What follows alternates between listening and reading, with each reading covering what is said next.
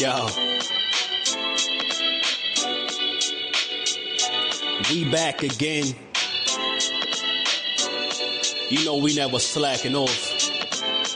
Judah Ben. Yo. Ladies and gents, get prepared for another greater event. If you never linked, then make an attempt.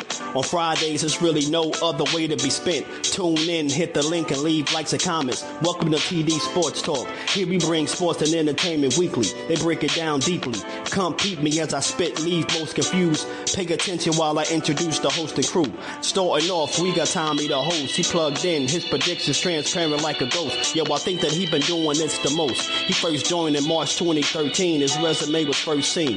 Then we got the co-host, Mr. Socrates. His analogy surgical like a doctor squeeze. The live show was nasty like a dirty beer. Tommy and Sock, they've been friends for over 30 years. Peep me, we got the final host D-Free from out of DC. You need to wake up, you sleepy.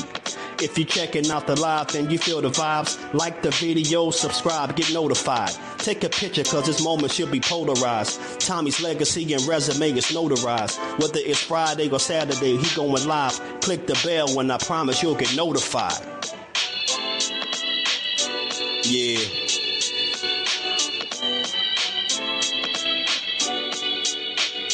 Welcome to TD Sports Talk.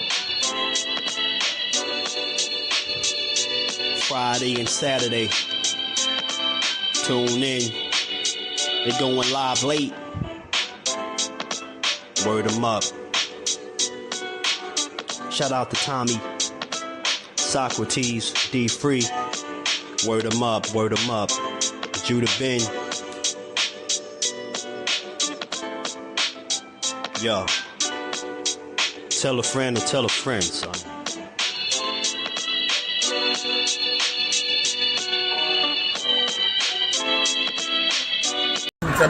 Champion of the world. Shout out to TD Sports. TD Sports. Let's go, chat. Yo, what is good? What is good? Friday night, about 11:03, 11:04 on the PM Eastern Coast Standard Time.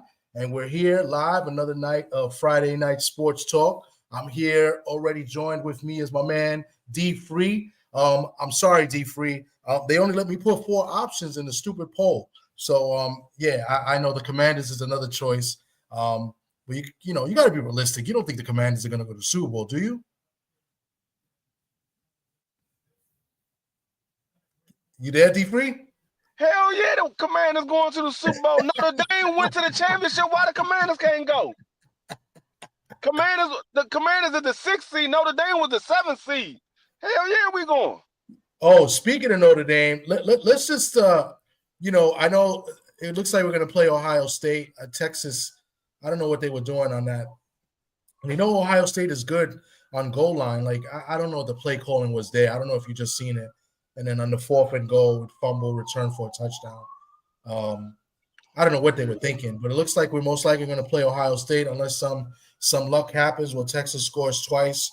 But yeah, man, let's go Irish, man. I'm in my Irish colors today, man. I got my Irish hat on, and I got my Irish jersey on, and I'm here. I got the Irish logo on, so I know we're going to talk NFL football playoffs. But let's start off with the Irish, man. We going to the ship. We're going to the ship, baby.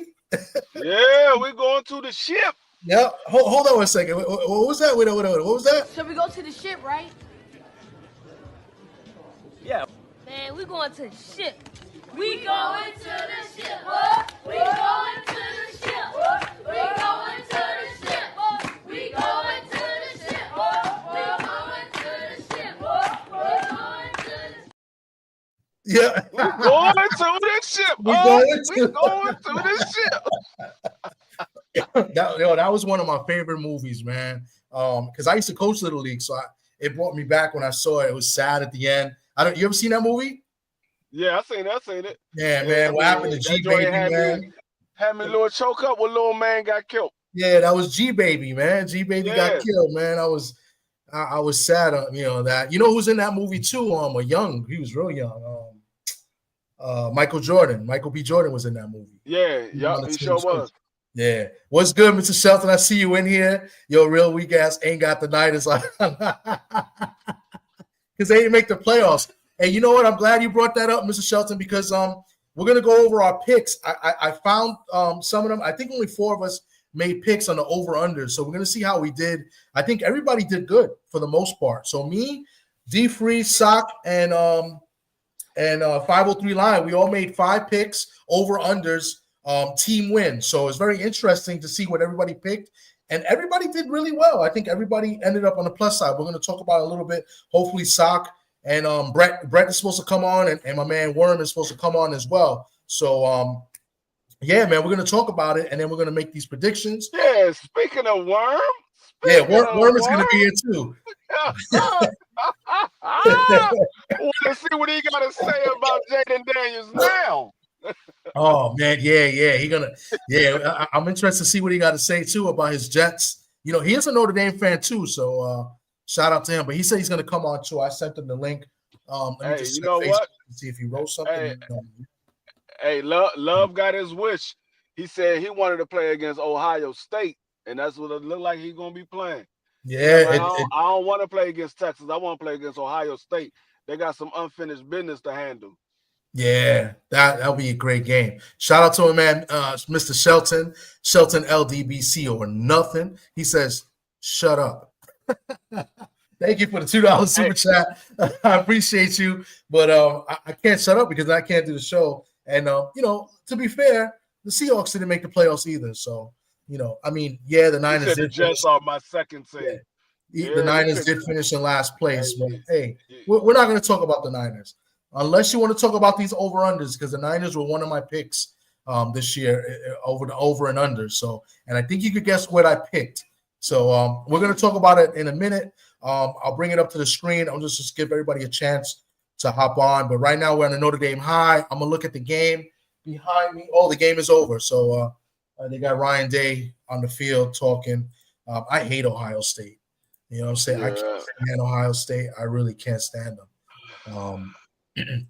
But hopefully Notre Dame can pull it off. It should be a good game, a defensive game. Notre Dame's got to play good defense. Ohio State got the athletes, you know. So we'll see what's up. We got one of our wishes. They was out there beating each other up. We got one of our wishes. Yeah, they shit. It was a lot of big hits and defense. It was a defensive game, and you know, Texas. I think Texas made a few mistakes. I think the play calling was a little shaky in that fourth quarter. It was a couple of bad missed penalty calls too. Yeah, that third down was a holding. I don't know why they didn't call it. Like there should have been first and goal. Yeah.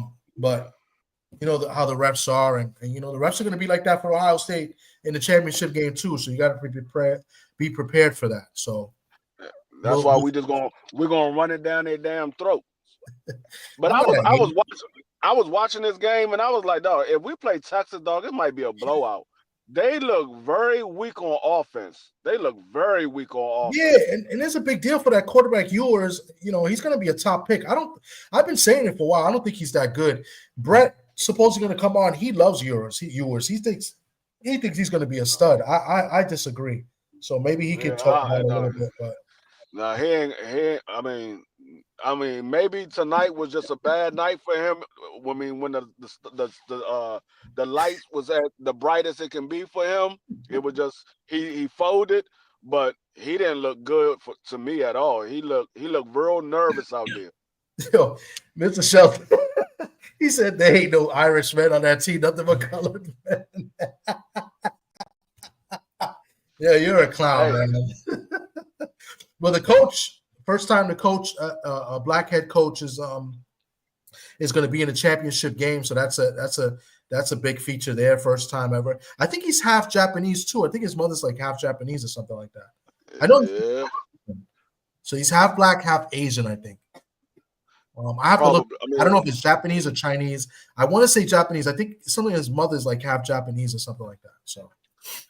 Yeah, I mean, I know one thing for sure.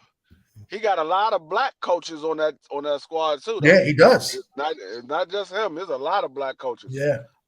No, the culture, the way he's a great coach. I mean, I like the hire that they brought him in. They kept it in house. I think he worked on with Kelly, And I love the hire, and he showed that he can coach, especially this year. This year, the team is young. It's pretty much a new offensive line, and he did a great job. I mean, we had the one bad game against a team that we should have won at home. A team that didn't even make a bowl game. And listen, he done a tremendous job to take to the championship game. And you know what? Hopefully he could get them to win the championship. I mean, that's big. Once you win a national championship at Notre Dame, you're a legend. Like that, your name is set in stone for life. You know what I'm saying? So hopefully they do it. And speaking of, big time haters, as BVO, who's from Ohio, he's from the land, that dirty Cleveland, right? I'm talking about the Bronx. Cleveland is the worst, but you know what I'm saying? So he's a big guy. I know BVO was sitting there biting his nails when they tied it up at 14-14. He was like, man, we can't get away from these dudes. I don't know how they let that quarterback run that draw. That was so obvious. Like, and one of the defensive linemen for Texas, I think he knew the play too, and they still let him gain that, that big, what it was like the 20-yard run on 4th down. Like, that's disgusting. See, the problem is with BVO is he haven't seen a defense like he about to see with Notre Dame. His team hasn't faced a defense like Notre Dame. Yeah. So, and like I said, Ohio struggles when they play against good defensive teams because they struggle for the most part tonight. It was just a couple of bad calls that Texas made for them to take the lead and just run away with it. But it was a defensive struggle, and Ohio State didn't look good for a long time. Yeah, but BVO don't even like Ohio State. He went to Bowling Green. Like you shouldn't be repping Ohio that's State. His alma mater. Yeah, you Bowling Green. You're Bowling Green for life, man. Don't be talking that Ohio State crap. I know I didn't go to Notre Dame, but I'm Catholic. So how about that? And here comes another Ohio State fan. Holy shit! I didn't go to Notre Dame. I didn't go to Notre Dame because I had already enlisted in the military, but I had a scholarship to Notre Dame, and I didn't even know it. Because my coach didn't tell me until after I enlisted. And so by the time I enlisted, I couldn't go because I had already enlisted to the military. This guy right here, Brandon, he's a big Ohio State. He lives in Ohio too. He's probably BVO's neighbor somewhere. Him and BVO begin drunk together at the local crab bar. And he's a big. I can't for. He's a big Ohio State fan.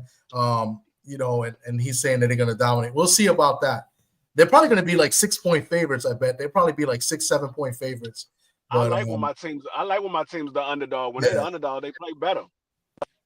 We'll see. I think they're gonna make this guy pass. Notre Dame plays man-to-man defense. Try to stop the run, make this guy beat you with the passing game. So let's see what happens, man. That's why they play the games, Brandon. I don't want to hear your mouth. And I'm sure he's the type of guy that will call me like after every score and shit. So I haven't heard from him in a while, and he'll start calling me. I guess you won't be getting no phone calls then. Did Whitlock go to Bowling Green? BVO would know. BVO, did Jason Shitlock go to Bowling Green? What's up, Jose Diaz? What's going on, bro? Yeah, Jason Whitlock went to Bowling Green. Did he? Yeah, I got my GED. Look at this guy. Yeah, 42. Yeah, I ain't scoring no 42 points. And BVO right behind him. Yeah, I ain't scoring no 42 right by points. We're going 50-0 them. Yeah. No, you ain't 50-0 the bad teams that you played against, let alone Notre Dame. Vamos Gatos 89. Thank you for coming through. Salute to you, bro. Salute. The Jab Jamboree, my man Ack Reacher, what's going on? Ack, salute to you, bro. He said Ohio State. He did say Ohio State would beat Texas in the Pick'em show. You did. A lot of people picked Notre Dame too in that Pick'em show. I think Cadillac Red was the only one hating on Notre Dame. We're gonna win 20. Yeah, all right. Yeah, talking about GEDs, he says we're going to win. Look at BVO. He said I got a GED. This guy can't even spell win. No worse.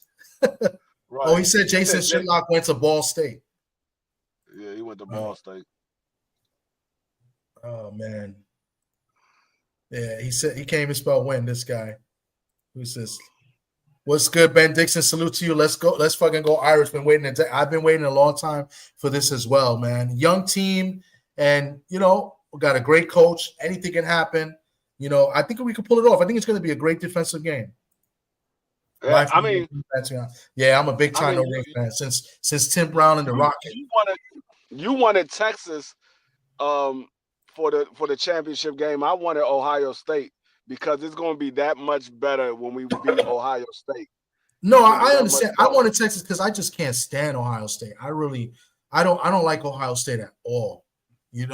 I mean, even though they got a couple fans that are cool people like Brandon and BVO, but I can't stand Ohio State. I can't. Shelton hating as usual.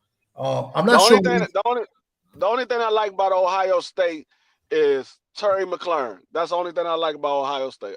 Other than that, I don't care nothing about Ohio State. Yeah, because he's on your Commanders, of course. That's the only thing I like about it. Terry McLaurin. Yeah.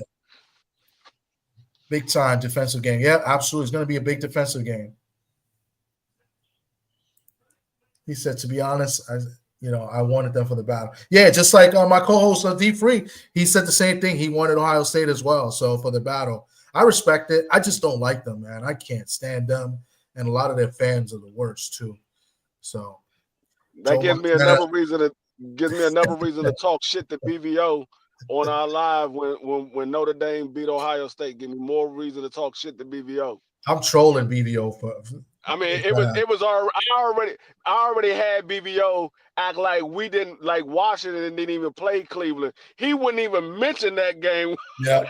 After the game was over, we did our live the next day. BVO didn't even say not one word about Cleveland and Washington game. He kept that joint on a hush. So I absolutely remember that. Ohio State. Yeah. They always get cheated. Always cheating. That's why Meyer left. And that's why Meyer went there, because he knew he could cheat, right? Why Meyer didn't want to come to Notre Dame when he started with Notre Dame? He was an assistant coach under Lou Holtz. Why he didn't want to go to Notre Dame? Because the standard's too high and you can't really cheat. That's why he went after Florida. He went to Ohio State because it's easy there. And they had the scandal with the quarterback there. I can't remember the quarterback. I think he turned the receiver in the pros. Who's the quarterback for Ohio State that got in trouble? And then he was a receiver in the pros. I think he was on Washington as a wide receiver. The quarterback for Ohio State. Something Pryor? Was it Pryor? You talking about Terrell Pryor. Terrell Pryor, yeah. And then he turned wide receiver. Yeah, he was part of that too. When we didn't draft him, he ended up coming later on. We I think it was Jay Gruden picked him up after he didn't got bounced around the league, and he picked him up to see what he can do. He couldn't do nothing. We let him go the same year. Yeah, and everybody thought he was gonna have a good year because I think the year before he was good at he had a lot of receptions. I think one year I forgot what team he played for, but he was only with y'all for like 1 year. But I remember he was part of like the scandal there. He got in trouble for doing something in some store or something, if I can remember, but. Ohio State always get away with BS, man. Now it's easier now because of the transfer portal and now you pretty much can pay the athletes now, so it's much easier. That's why the SEC is not going to be as good as they were, because SEC I felt like a lot of those schools were cheating as well. But I'm not here to talk college football. I'm happy for my Irish, and let's see what happens here. Check out that video. The Celtics always trolling me. Is that one with me and Tim Bradley? Yep. Yeah, it's Terrell Pryor. So let's get to it. I don't know where these guys are at. I'm going to bring up the games this year. We got a bunch of games this weekend, wild card weekend. One of the games got moved to Arizona because of the fires in Los Angeles. So the Rams will be hosting the Vikings. I believe it's still on Monday night, but it's going to be in Arizona. That's going to be a good game. You got a 14-win team as a wild card, which is insane. So that's going to be a Monday night playoff game, but that game was moved to Arizona in case you guys didn't know that. We got 2 games tomorrow. I believe the leadoff game is going to be the Chargers and the Texans. I was hoping 503 would come on and talk about his Houston Texans, but he may be a little bit upset after Texas just lost to to Ohio State. So let me see if I can pull this up real quick. Well, can you tell me how the number 7 seed got the Sunday night game? The 7th seed? Washington and Tampa is the Sunday night game. Yeah, but that's a good game. But you would think that Green Bay and Philly would get the Sunday night game. I think that's a better game, Green Bay and Philly. I think Washington, I think we might end up blowing out Tampa Bay. Though. Oh, in Tampa Bay, which would be considered an upset only because they were division and it's in Tampa Bay. But I wouldn't consider it a big upset though. Let me see if I can find it. Let me see if I pull it up real quick. But let me see. Where we at? Trying to upload it now, but I don't know where these guys are at, man. I wanted to talk and do our picks. Oh, there go BVO. While that loads up, but yeah, let me go over what we did this year. So in the beginning of the year, before the season started, we did over under on team wins for the NFL. So we took 5 teams each, over and unders, and only 4 of us got participated in it. So I'm gonna go over mine first. So I took Seattle over 7.5 wins. That was a hit. So I won 4 out of my 5 games. I hit with Seattle over 7.5 wins. Seattle won 10 games this year. I lost on the Browns. Thanks, BVO, your Browns. I took the over on the Browns, 8.5 wins. That obviously they went way under, so I lost there. I took the Niners under 11.5 wins. They obviously went under. They finished in last place. Good job, Mr. Shelton and your 49ers. So I hit with the Niners. I hit with the Falcons barely. I took the Falcons under 9.5. They only won 9 games. So I hit with them. And the easiest one of all that I thought was a layup was the Giants under 6.5 wins, and I took the under. So I hit 4 out of 5 games on the over-unders. That's not too bad. We're going to go to my co-host, D Free. D Free did a good job too. He went 4 out of 5 as well. He took the Commanders over 6.5. Obviously, that's his team. They went way over 6.5 wins. He hit with the Jets under 10.5 wins. He hit they went way under. He took the Bears under 9.5. He took the Cardinals under 6.5. That was the only game he lost. The only team he lost was that. And then he took the Cowboys under 9.5. And did the Cowboys end up with 9 wins or 8 wins? 8. 8 wins. They lost to us the last game. Yeah. Either way, if they would have had 9, you still would have hit. So D Free, great job. Hit 4 out of 5 games. So yeah, 2 guys up here picking 5 games. And if you went with our picks, you made good money. That was 4 games out of 5. We'll go to Sox picks. I'll see. I'll give them some time to come up in 503. They both had winning records as well. I think 503 went 3 out of 5, and Sock went 4 out of 5. Let me make sure. Sock went 4 out of 5. Yeah, Sock went 4 out of 5 as well. So we all did really, really well on this. So hopefully we do well on these pick'ems today. With we go with the spreads as well, and we'll talk about it. We'll talk about the matchups as well. Let me see what's going on. But BVO, welcome to the panel. You can say your piece if you want. So, now that you just popped on. Oh man, salute to my man, Puerto Rican Tommy, Puerto Rican Free. Just want to say, man, God is great. God lives in Ohio. If you ever want to know, we did it again. We did it again, man, and that's what we do. We win championships, man. We control boxing. I mean, the list goes on. Oh my But God! the cool thing about it is this, man. I gotta say, to hear Puerto Rican Tommy, to hear the fear in him and Puerto Rican Free's voice, nothing's like hearing 2 Puerto Ricans scared, because they know come when we play you guys for the championship, we talking about maybe 50-3. It's gonna be a blowout. It's gonna be a real spanking because Notre Dame's not a good team.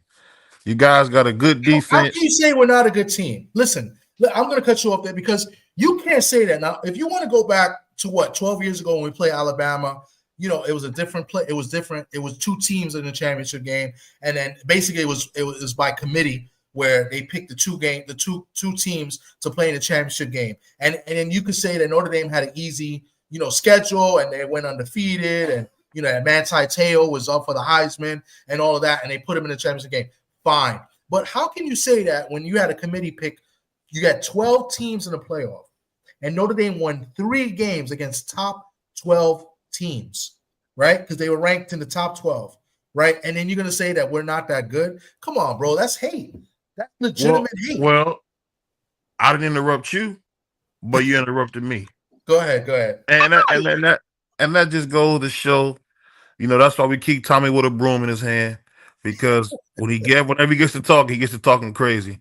But like I said, congratulations to Notre Dame. This is a good little gift bag. You guys get a chance to lose to God's team, Ohio State. So that's just a blessing. That's a blessing, man. That's a blessing. Let me ask you a question, BBO. How many games y'all lost this year? I think we lost 2 games. How many games Notre Dame lose? Are you guys even in a world-class conference? What are you talking about? You guys don't play. You guys don't play nobody. You guys don't play nobody. We played 8 ranked teams this year. What are you talking about? You guys don't play nobody. I asked you. I'm telling you, you guys don't play nobody. The question was, how many games did what did you say? What did you say? What did you call me? I said the question was, how many games did you lose? How many games did we lose? That's all I asked you. We lost 2 games. We lost 2 games. And how many did we lose? I don't know. I don't know who you fought. I don't know who you beat.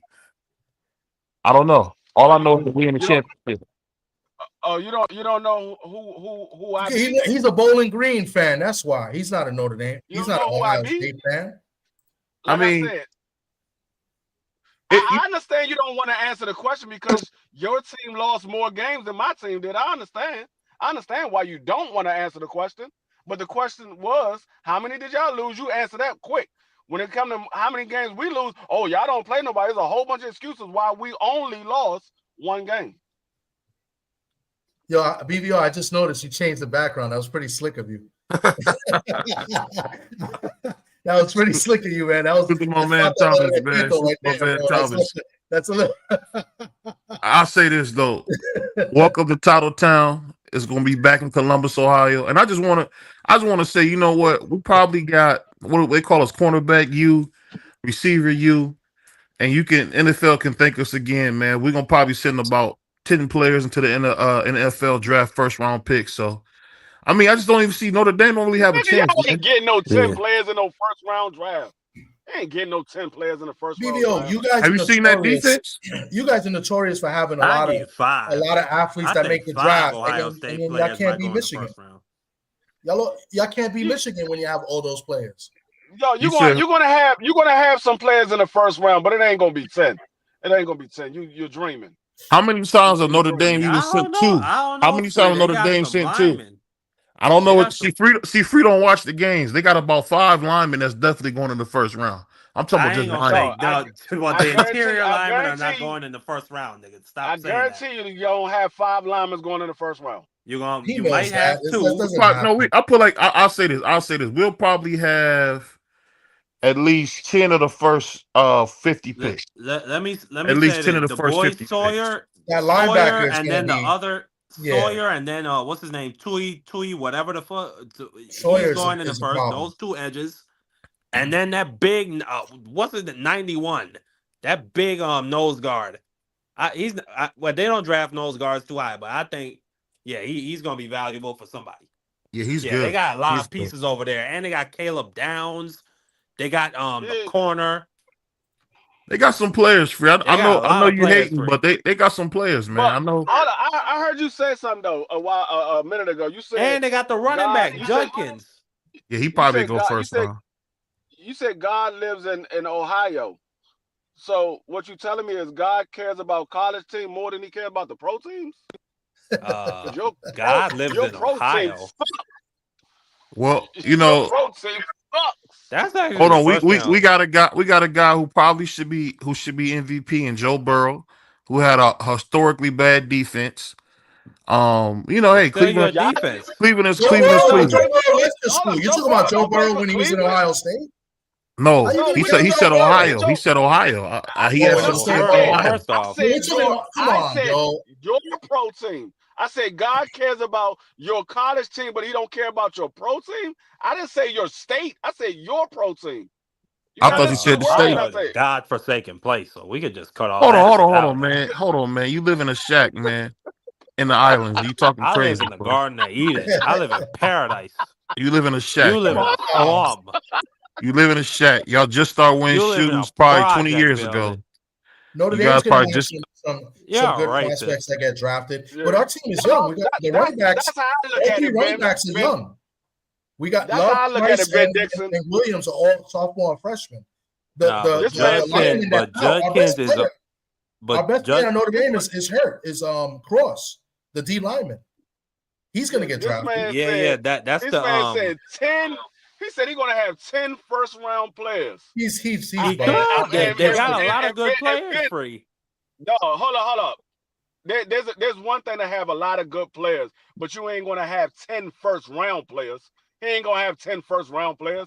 And Ben Dixon is on the same wave that I'm on. He probably have 8 people that make it to the draft. That's respectable. Okay, I think the record in Miami. I think Miami has a record for most first-round picks. I think. Yeah. What I say is this. I retract that statement. I don't mean to say first round, but probably in the first 50 picks, we'll have about 10 guys get drafted. No, you're not. No, you're not. Stand on it, BVO. That's a no, fact. I said in the first 50 picks in the first round. We're gonna have 50 in the first 50 picks. We probably have about 10 guys. No, you're not. No, you're not. No, you're not. All I know is this. It probably won't be no one but 2 or 3 guys drafted from. It's not a lie because you don't know until it happens. So we can't call something a lie if it hasn't happened yet. So let's. I didn't say you lying. I said no, you're not. I said no, you're not. Oh, I thought you said a lie. My bad. I thought you said a lie.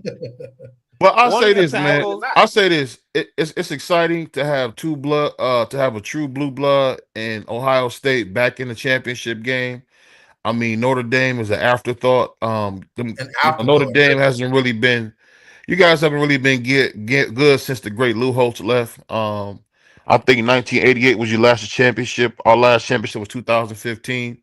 So I do appreciate you guys, coming to the new century and getting an opportunity to compete against the Ohio State Buckeyes. It's gonna be a good game. Dead dynasty. You know who you sound like? You sound just like you sound just like Cambosis when he was talking to Devin Haney, talking all this smack, and then you get beat down, and then you're gonna be quiet for the rest of the month. Well, my man say, I don't give a piss about nothing but Ohio State, man. Yeah, probably 8 to 10 in the first 60-65. Yeah, realistically, that's realistic. I know. I said 8 to 10 in the first 50. How? Oh, I'm 15 off. Give me a break. I think it's gonna be 10 in the first 32. BVO won't stand on it. I will. He got the best players in the whole country, dog. You guys. They got elite. They got 2 of the best receivers in the country right now. They got at least the best cornerback in the country. Who? And they probably got a. Hold on. You said what? 2 of the best. One of the best. I said one of the best. One of the best cornerbacks in the country. No, yeah, you said corner, not quarterback. I think you said quarterback. I said cornerback. I thought you said. Ain't that bad? I thought you said 2 of the best receivers. Yeah, we do got 2 of the best receivers in college football. No, you don't. Yes, we do. Look at the numbers. No, our freshman is better than any guy you guys have ever played at Notre Dame. Our freshman, he's better than anybody that's ever played at Notre Dame. You can't say ever. You can't say ever because there ain't no Ohio State wide receiver that was better in the history that was better than Tim Brown. So stop that. Stop that right now. Chris Carter, are you out of your mind? Chris Carter was way better than Tim Brown. Are you out of your mind? Way better in what way? Tim Brown scored touchdowns in every single time he played. He was a punt returner, a kick returner. Hold on. You just said Tim Brown is better than Chris Carter. Are you out your mind? Yes, Tim Brown was better than Chris Carter. Chris Carter? All decade team Chris Carter? BVO. What about the quarterbacks that Tim Brown played with? Tim Brown played with some bad quarterbacks. You gotta listen. We're saying he's better because he played more position than just wide receiver. We talking about who's the best. We just said who's the best wide receiver. He said the best wide receiver in Notre Dame history is Tim Brown. Yes. Tim Brown. He played more positions than Tim Brown couldn't hold Chris Carter's cleats, man. You out your mind. Right. Tim Brown could play anything. He's the only guy that scored a touchdown, kick return, punt return, running, rushing, and receiving. And I think he's talking about making plays, fool. We ain't talking about no doggone jack of all trades. The better athlete, and he was a Heisman. He was a Heisman too. The better athlete is Tim Brown. Tim Brown is not a better player than Chris Carter. Are you out of your mind? Than Chris Carter. You say he's a better player than Chris Carter? Are you out of your mind? Better athlete, better wide receiver, better football player. He's not a better receiver than Chris Carter. He couldn't hold Chris Carter's jockstrap like Tim Brown. You wilding, bro. Chris Carter is probably the greatest professional receiver ever. One of the best route runners we ever had. What are you talking about? No, did you hear what you just said? You said we said he made plays. That's what you want your receiver to do. Make plays. Tim Brown, what are you on the field for? He on the field to make plays. Man. Pull up the stats, Tommy. You know so much. Pull up the stats. Who had a better college career and a better NFL career? Chris Carter or Tim Brown? Are you out of your mind? First of all, excuse me. I don't even have to look at the stats. The better college career was Tim Brown. He was a Heisman and a national champion. What are you talking about, bro? He had a better team than Chris Carter. He couldn't hold Chris Carter's cleats, man. What are you talking about? Man. Chris Carter was not better than him in college. You are bugging, bro. You talking about Hall of Fame Chris Carter, all decade team Chris Carter. Are you crazy? No, you just said Tim Brown in the Hall of Fame? You just said college, and then when we give Chris Brown didn't make the all decade team for the 90s. Now did he? No. Yes, he did. He said no, he did not. I'm looking at it right now. He did. You cooked, BBO. You cooked. He did make the all-decade team. Oh, my God. Name the all-decade team from the 90s, the receivers. Hold on. I'm going to click on that. Hold on. You cooked. No, BBO. Hold on, man. Let's Sugar King read this real quick. Let's Sugar King read this. First of all, time out. You came out. No. He said the receiver now, the freshman, is better than any wide receiver in Notre Dame history. And I immediately went to Tim Brown. This guy is a clown. And then you go to Chris Carter. Chris Carter was great. I'm not good, but great. But don't tell me he can't hold Chris Carter's cleats like Tim Brown, some bum. And then you said that Chris Carter had a better college career, than Tim Brown. Can you name that all 90s decade team, please? Name the receivers on the all-decade team, Marky. It's Chris Carter, Michael Irvin, Jerry Rice, and Tim Brown. It's an elite group of 4 guys that Tim Brown is in. BBO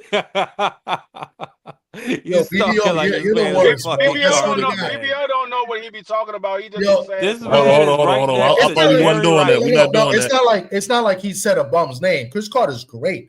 But it's the way he said it. It's like to diminish him, like he's trash. That's crazy, bro. Like that's disrespect. I think BBO forgot who Tim Brown was. I think he forgot who Tim Brown was. Like I said, I thought Sterling Sharp was better than Tim Brown. Sterling Sharp was better than Tim Brown. That's a good. You can't say look at the comment, Donnie. That's a good point. You cannot name somebody to have a better college career, and then this man won the Heisman Trophy and a national champion. You say, oh, he had a better team. No, the Heisman Trophy. Hold on a second. It's the player. What do you say? It's not the team. It's the player. Yeah, because they were a running team, and he won the Heisman on a running team. They ran the triple option. Donnie wrote that. Donnie's a Notre Dame fan, but that's legit. We played a pro-style offense. Oh shit! This man won the Heisman. And when they were a running team, and he won the Heisman, and then I believe when he won the Heisman, I believe the Rocket was a freshman because the Rocket was on the team too, and he was a freshman. Yeah, he was a freshman. Yeah, it's this guy BBO. You be hating, bro. Like Chris Carter's great. I would take nothing away from Chris Carter, and that's a great argument, great debate. But you made it seem like it's not even close. That's wild crazy, bro. Hold on, I didn't make it seem like anything. That's your perception. No, you said he couldn't hold his cleats. You said your rookie is better than any receiver that Notre Dame ever had. I was joking with Tommy, man. That's a joke. That's us having some fun. I know it's a joke because he ain't even close. He can't even hold daggone Tim Brown's underwear that he wore. I don't know why you want him to hold his underwear, but okay. He can't hold them. He can't come nowhere near Tim Brown. No, his stats won't even make Tim Brown's rookie year stats. They don't even match up. Yeah. Carter's up there with Fitzgerald's best hands ever. That's good. That's fair. Yes. You got to remember, Carter's definitely known for catching touchdowns. That's what he's known for, Catching touchdowns. Good job. Hey, Marky Dan, do me a favor, man. Read about, look up a guy named William White from Ohio State. You see him? William White. What are you doing in the pro? What are you doing in the pro? Oh, that's my uncle. He went to Super Bowl, went to the NFC Championship, beat the Dirty Bird Falcons. I said, what did he do? I didn't say what did the team do. I said, what did he do? I think he made the Pro Bowl once when he's with Detroit. Yep. Safety. I don't want to hear. I don't want to hear nothing about somebody Big that 10, made the Pro Bowl 1987. One time. Hold on. Go ahead. Yeah, that was his only notable achievement in football. First team. No, that's that. What do you mean? That's good. Nigga made did what? First team All Big Ten. That was his only. First team All Big Ten, 1987. Yeah. Reason I brought him up. That's my uncle who introduced me to the game of football. My uncle William White. Rest in peace, man. To him. Unfortunately, passed away from ALS from playing football, but played big time football. Was real good friends. I don't know if you guys remember Rodney Peete or a guy named Barry Sanders. Yeah. He was a big time quarterback. Yeah, he got drafted by the Lions. Salute to Uncle Rodney. Salute to Barry, man. I just wanted to show some love to my uncle, man, when we brought up Cris Carter. Whenever you hear about Cris Carter, he would always have my uncle. My uncle was there when he got brought into the Hall of Fame. So rest in peace, Uncle William, man. We love you, man. I thought you was talking about somebody. You talking about your uncle, man. Why you bring the uncle in the daggone conversation? We're talking about best players. Hey. You bring your uncle. Ain't nothing wrong for you to talk about your uncle, but I'm thinking you talking about a player that did something and he read off his stats. I'm like, man, he ain't do nothing. But if I know that was your uncle, I wouldn't have said nothing. Well, he made first team All Big Ten. Cut back to you set Free up for that shit. You set him up for failure. I don't want to speak bad about nobody's uncle that passed, and I'm like. But no. What I was saying is basically reason I brought him up is because when he played with Cris Carter, man, he got a chance to be in practice with him and said, Cris, when folk was the greatest player he ever seen at receiver. So I'm not taking nothing away from Tim Brown. Tim Brown was a terrific athlete. I don't think you see athletes like Tim Brown. I mean, he was special, so I don't want to take away from him. I'm just having a little fun when we talk about these guys. Yeah. It's a good debate. It's just the way you presented it. You was talking. I mean, that's what we do is talk shit. But the way you presented it was just it was kind of disrespectful, to Tim Brown. And then Donnie brought up a good point. I forgot that. Hold on, me saying he couldn't hold his cleats. You didn't hear me say he couldn't hold his jock strap. Yeah, now, that's disrespectful. I said he couldn't hold his cleats. That's a good. Because I'm thinking you talking about a regular player. I didn't know you talking about your dead uncle. No, I'm talking about. I said Tim Brown couldn't hold Cris Carter's cleats. I didn't say he couldn't hold his jock. Dead uncle. Then when you brought up your dead uncle, I said the jock strap. I'm not talking about. I didn't know you was talking about your dead uncle. You a wild boy, man. You a wild boy. Like I said, let's try to get to the NFL real quick. Let's try to get to the NFL. Let me read these because I don't think 503 is coming on. So they probably gonna fire. They're gonna fire Mike Tomlin. I'm gonna let you guys know he's gonna get fired after tomorrow. Nah, he has to get fired. He has to get fired. Why?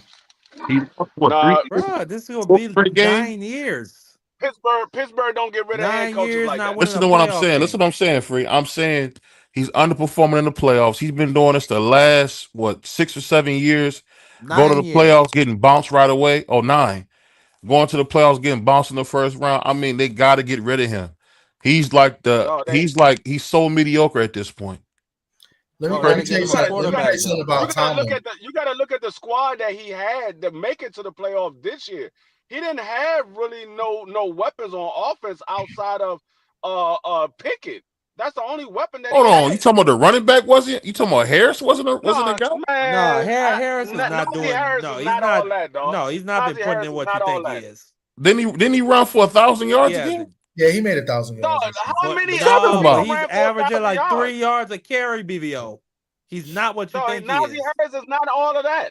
He's not. Najee Harris can catch out the backfield. He can run. I mean, Jesus Christ. Yeah, the other running back can catch out the backfield better. Warren is better in the third down. How many rushes? I'm not sure. I'll say probably 12 or 11. Had 1,004. Had 1,000 1,043 rushing yards. Yeah. 1,043. Had Do you 6 know touchdowns. he only had what 100 yards more than daggone Jaden Daniels and the same amount of touchdowns as Jaden Daniels rushing? So he's not all that. Running back different. And I exaggerate. Yeah, he's averaging 4 yards and a Jaden carry, Daniels is a quarterback. not good. Jaden Daniels is a quarterback. It's gonna be easier for a quarterback to run compared to a running back, man. No, it's not. If it was, it'd be a whole lot of them getting 800. No. It is depending on broken plays. It's a lot of quarterbacks get their yards on broken plays. It's not design runs, you know. But how many quarterbacks get 900 yards? Lamar Jackson does it every year. So does what's the guy out in Buffalo? What's his name? Josh Allen. He doesn't even have that many rushing yards like usual. He's like no, he doesn't. No, he doesn't. But keep in mind, he's about to win MVP, and he lost his top 2 receivers, man. I got to give him MVP, man. That's a good debate. I think so too. Yeah. But he lost his top 2 receivers, man, and won more games than Lamar Jackson. Say that again. Not winning MVP. And he won more games than Lamar Jackson with less. And he didn't have a doggone running back with 1,800 yards. It all depends on how you look at an MVP though. Like I agree with BBO, and I said this last week or the week before. I think Allen is my MVP, and the reason is what BBO said. Plus, I always look at the factors like who's the most valuable to their team. If you take Allen off that Buffalo Bills team, they're not making the playoffs. They're a top 5 pick. They're getting the top 5 pick. I think if you take Lamar Jackson off the Ravens, I think they still make the playoffs. I think they make the wild card. That's Hell no. But hell no. With an 1,800 yard back free? What are you?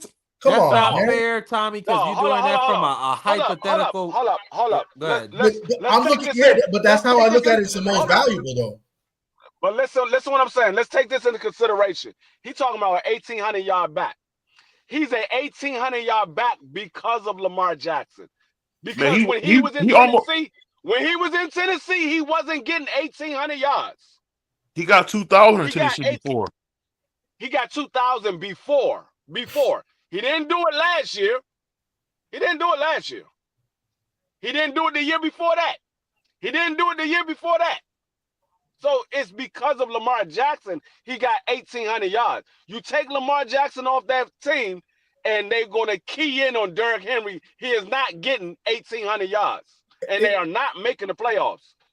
They're not making the playoffs. I think they make the playoffs. I think they have other skill players. They have other skill players that are better than what Buffalo has in the skill players. They got better wide receivers. I like their they have 2 good tight ends. They got 2 good receivers. They got Ray Flowers. They got 2 good tight ends. Not just one. That's what I said. 2 good tight ends. They got Flowers at receiver. The other kid, Bateman, is not bad.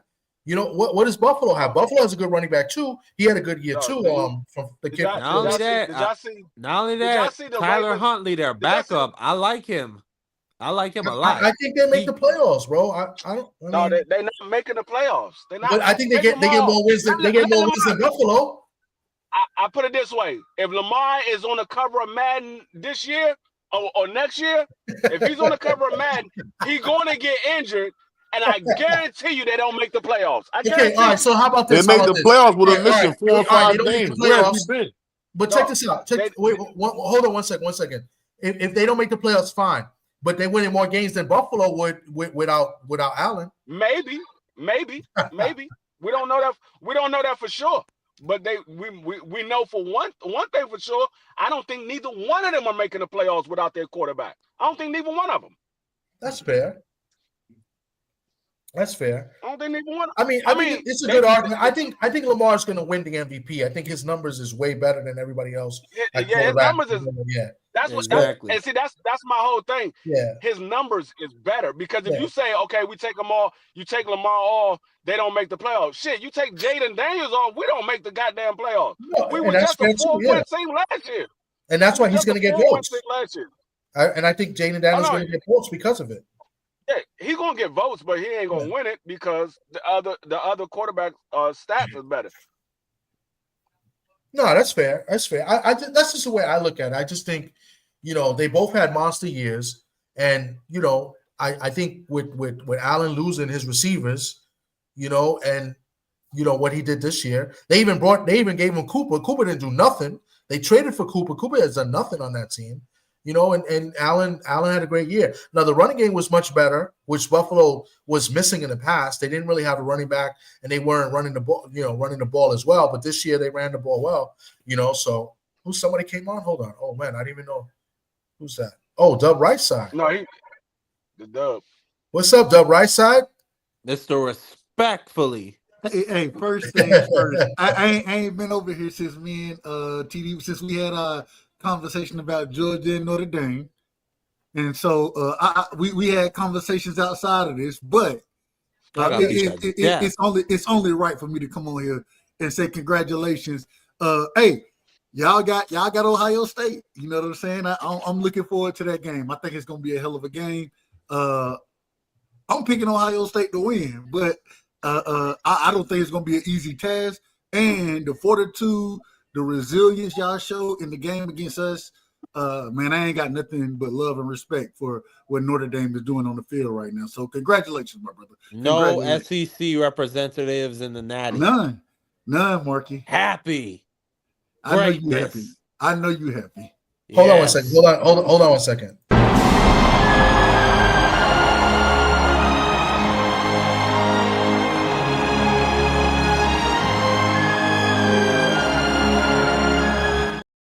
Hold on, not Rudy. Hold on. Not Rudy. Rudy. You gotta play the other one. I had to do it. I gotta watch that movie. Play the other one. You ain't never seen. Why you so important? You're going to the ship. No, but I just seen like the last scene. Like I don't get it. I gotta watch the goddamn. It's a hell of a movie. It's a hell of a movie. I gotta watch it. We going to the ship. Hey, you want to play that? I'm gonna play it. What as Pride was saying. Who? Notre Dame won. I just landed. Notre Dame won the other day. They won yesterday. Notre Dame won yesterday. I mean, not Notre Dame. Ohio State. I'm tripping. Ohio State has won. So we go to the ship, right? Yeah. Man, we going to the Bro, ship. get out of here, bro. We going to the ship. We going to the ship. We going to the ship. We going to the ship. That's his drop. Ohio State has won. Can you read that? Hold on, I got one quick question. Hey Dub. Hey Dub, you there, brother? I'm listening. Here we go. Hold on. Did Georgia make it? No, Notre Dame put hands on us. Notre Dame put hands on us. I was just trying to figure out, looking for the Bulldogs. I didn't know what happened. Well, I'm telling you, Notre Dame put hands on us. I'm telling you what happened. They put hands and feet. Hands and feet. But y'all want me to lie about it? I don't know. That Bulldog got beat to death, bro. But I ain't expecting him to win anyway, though. Did he leave? Did he live, or did they beat him to death? They nice. They nice. Georgia nice, but I ain't expect them to win at all. Y'all making it seem like they just was like that. Come on, they wasn't like that. I'll be honest.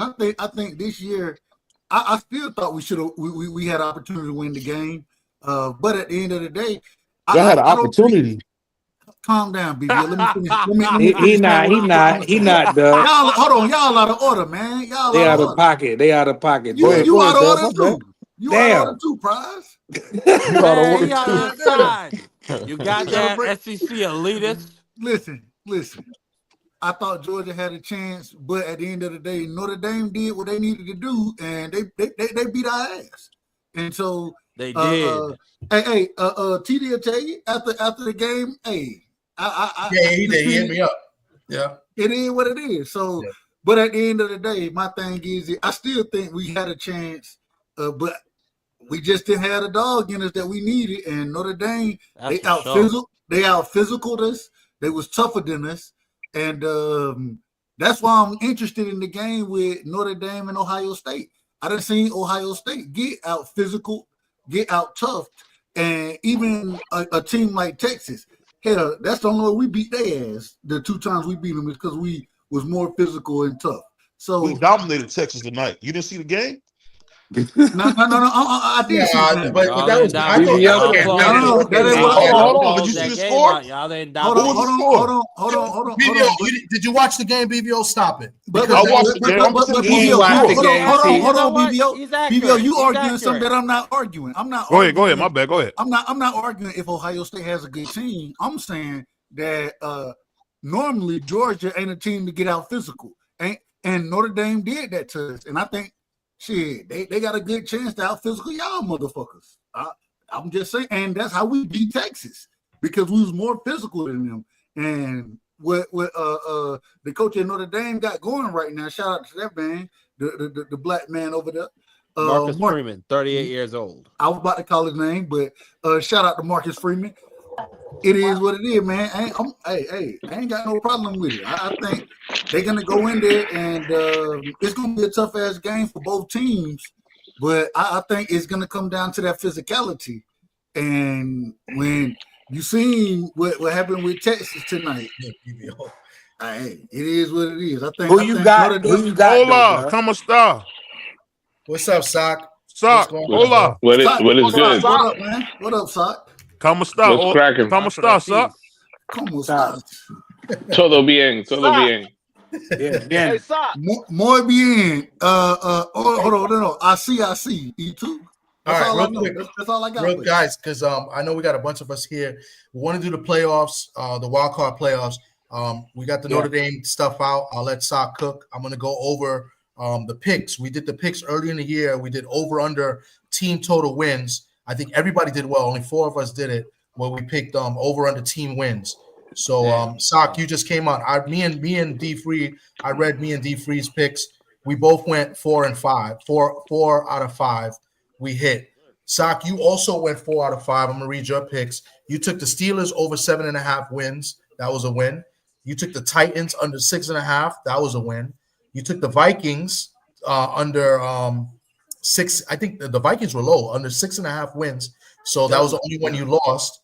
You took the Cardinals over 6.5 wins. That was a winner. And then you took the Lions over 10.5 wins. So that was a winner as well. So you went 4 out of 5 as well. The 503 Lion went 3 out of 5. So we all did pretty well in the over-unders. So, Sock, welcome to the panel. After you speak, we're going to go into the games, and we're all going to make our picks for the wild cards. Okay. Next year, I got to jump into that. Oh, yeah, for sure. Yes, me too. Yeah. Salute to the Asiatic black man, Socrates. Yeah, salute. What's the mathematics of the day? You tell me, man. I'm trying to stay out the way. Man, you gotta be careful with that, because you know Dub Rightside is part of the FDA. So be careful with that. You know Dub's part of the FDA. Here we really? Go. Not look. Nigga casting aspersions on you. Mama back. Go ahead, Sock. Go ahead, Sock. He got order, man. Happy New Year, though, brother. Happy New Year, brother. Good to see you. But I think we passed the cutoff, right? Well, Sock, I'm glad you brought that up. And CBBO, man, you can't. The cutoff is done, man. The cutoff is done for the Happy New Year. It ain't done when you ain't. It's a little late, frankly, for the Happy New Year's, you know? Why? Just happened a couple weeks ago, right? Yeah, that's too long. Statute of limitations is kind of run out on the New Year's. 3 days. Plenty. 3 days. You damn right. The statute of limitations that ran out on that motherfucker. Well, I ain't seen you, Sock, so I had to make sure I let my brother know Happy New Year. I know you ate your collard greens and black eyed peas. Oh, he out of order again. No, I actually had chicken breast and Brussels sprouts. Okay. You know, yeah. Close enough. Okay. That ain't close enough. Go ahead. My apologies. But salute and a great 2025 to all of you and your loved ones. My brother. Same to you, my brother. Still happy about Notre Dame, and what I'm really even more happy is that there's a bye week. That extra week is going to help Notre Dame rest up. They're very banged up.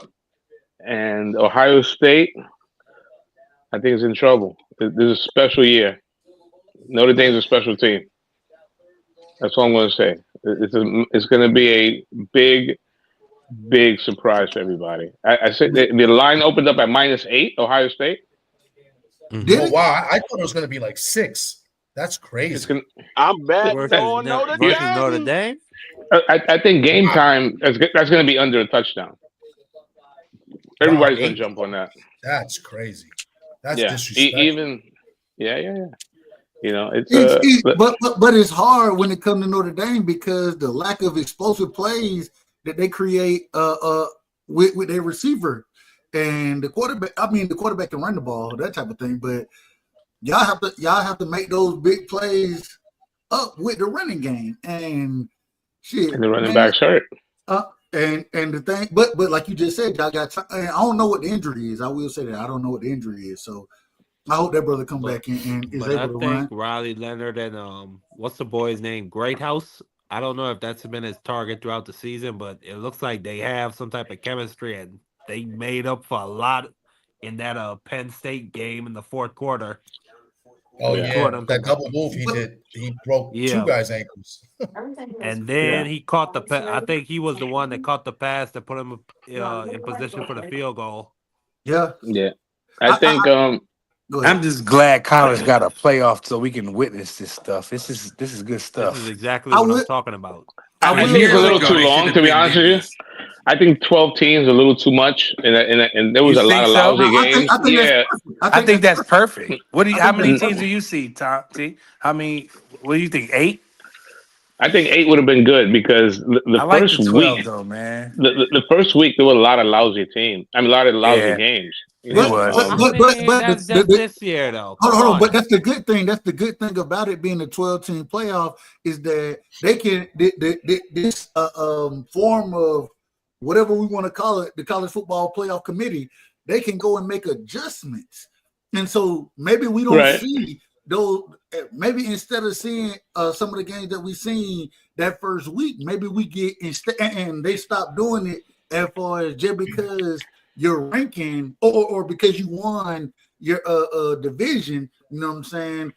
Maybe they stop doing it that way and say, okay, we're still gonna take strength of schedule into it. I think strength of schedule is the most important thing they should be taking into a lot of this shit. So I think there's an opportunity for correction and adjustment. This the first year. I disagree. Well, I mean, if you wanted to probably take out the lousy game, then yeah, that would be the best way. Like there were some teams that were just overmatched. I don't want the conference championship to be taken out. I still want teams like Boise. Marky, we can let me just say my point. You out of order. Let me just say my point. Okay. So like I said, I like teams like Boise State or maybe like an Army, even if they get beat to death and blown out. I like teams. Sound like BBO. Sound like BBO. Stop. We don't want to see them get beat to death and blown out. My bad, bro. My bad. If they're gonna get beat to death and blown out, they shouldn't. Hold on. Doug, you sound like BBO. Sound like BBO. Well, I don't know how I sound like BBO. Beat to death. Pick something else. That's what he said. I didn't say it. He said it. I paired it the way he said in response. You know what I will say though? All jokes aside, it's not. I get what you're saying. Soccer's not perfect, but it was good. It was good to see a truly professional 12-team playoff. I mean, 12 is a lot. I mean, but I will say this: you did get to see some teams you never got to see on the big stage. You got to see Tennessee on the big stage. You got to see Texas, reemerge. Let's just be honest. These last games we just seen the semifinals. These were the best teams. Those were the best 4 teams in college. So that's why you see it be a lot tighter than it was before. One thing I will say, you got to give big kudos to Franklin with Penn State. Big kudos, man, my man at Notre Dame. And I definitely say this, Ryan Day, after, getting slaughtered by Michigan, man, all the, they had people getting pepper sprayed, all that that stuff. Was crazy. It's great to see. It's great to see him be able to regroup and get that team back focused and into the championship. Because no matter what, I think us as the fans, we all win when we get a chance to see two blue blood, strong fan bases because they're gonna pack that thing out. Yes, we're talking about Notre Dame, Ohio State. Right, that's gonna be crazy. This is gonna be probably the biggest game we've seen in the last 20 years, and I think it's gonna be a good one. No matter who wins, I think it's gonna be a good one, and I'm just excited about these young guys going to play on the stage like this. I'm going. Where's the game? Where's the game going to be played? I think is it New Orleans or are they not going to New Orleans? Yeah, it's New Orleans. Yeah. Is it no? It's in Atlanta. It's in Atlanta. It's in Atlanta. It's in Atlanta. Mercedes. Yeah, BVO, you made some good points. Yeah. That's why I like 12 teams. I know you like 8 is. It's gonna be 8 is cool. eventually. But here's the thing: you gotta. Okay, college football, the regular season does mean something. Yes, every game. So that's what I'm saying. I mean, look, Indiana was a nice story, but they were. I think these you're gonna see a lot of schools maybe that aren't like these traditional powerhouses make the playoffs, especially with the NIL. I mean, how many transfers did Indiana have? A bunch. Notre Dame, right? Notre Dame it's a veteran team. They had a lot of transfers also. So, but I'm talking about like Boise State. They were a little bit overmatched. Indiana was a little overmatched, and a lot of people that try to talk down about Notre Dame being the last independent or the last major school as independent. I think the Irish went 5-0 against the Big Ten. They're not in the. Can I ask you a quick question? Can I ask you a quick question, Sock, before you go? The reason I like this kind of playoffs is because there was a team. I don't know if you ever heard of a team called, I think it was UCF, and they went and they beat the brakes off of Auburn, and they were probably the best team in college football, but never got opportunity to prove it. So I get what you're saying. There was a time when I remember, what was that, when Boise State had they had just as many wins. I think they had like 14 wins. Yeah, and they were a powerhouse. Oklahoma. They beat Oklahoma. So what I'm saying is this: there are some special teams that don't come from a Power 5. What's the question? Hold on. He just cooking. Dub ready to fire off. He just cooking. Dub. This it's called a show. We hosting it, baby boy. This is what we do. We hosting the show. But I think the thing that we got to keep in mind, and the reason I asked you this, are you excited about what you're seeing as far as the product, or are you just a little disappointed because you didn't get the games that you wanted as far as in the early rounds? What do you think? I think it's been overall it's been a very good year for college football. I think that it's going to happen. I mean, we're going to see teams that may be overmatched in the NFL playoffs, right? Because remember, they also expanded their playoffs a couple of years ago. So, you're always going to get that one, blowout, and I don't think that's ever going to change. The cream will always rise to the top. I think that it was a really good year. Like you said earlier, you have 2 blue blood programs with monster fan bases, Ohio State, Notre Dame. I mean, the ratings are going to be through the roof. The Midwest will be lit up. And it's a classic.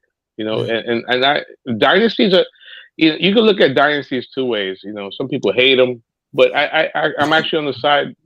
Dynasties and blue bloods are good. The brand is strong. Great. It's we need that, and you need a good mix, especially in college. It's not the same as what we grew up on.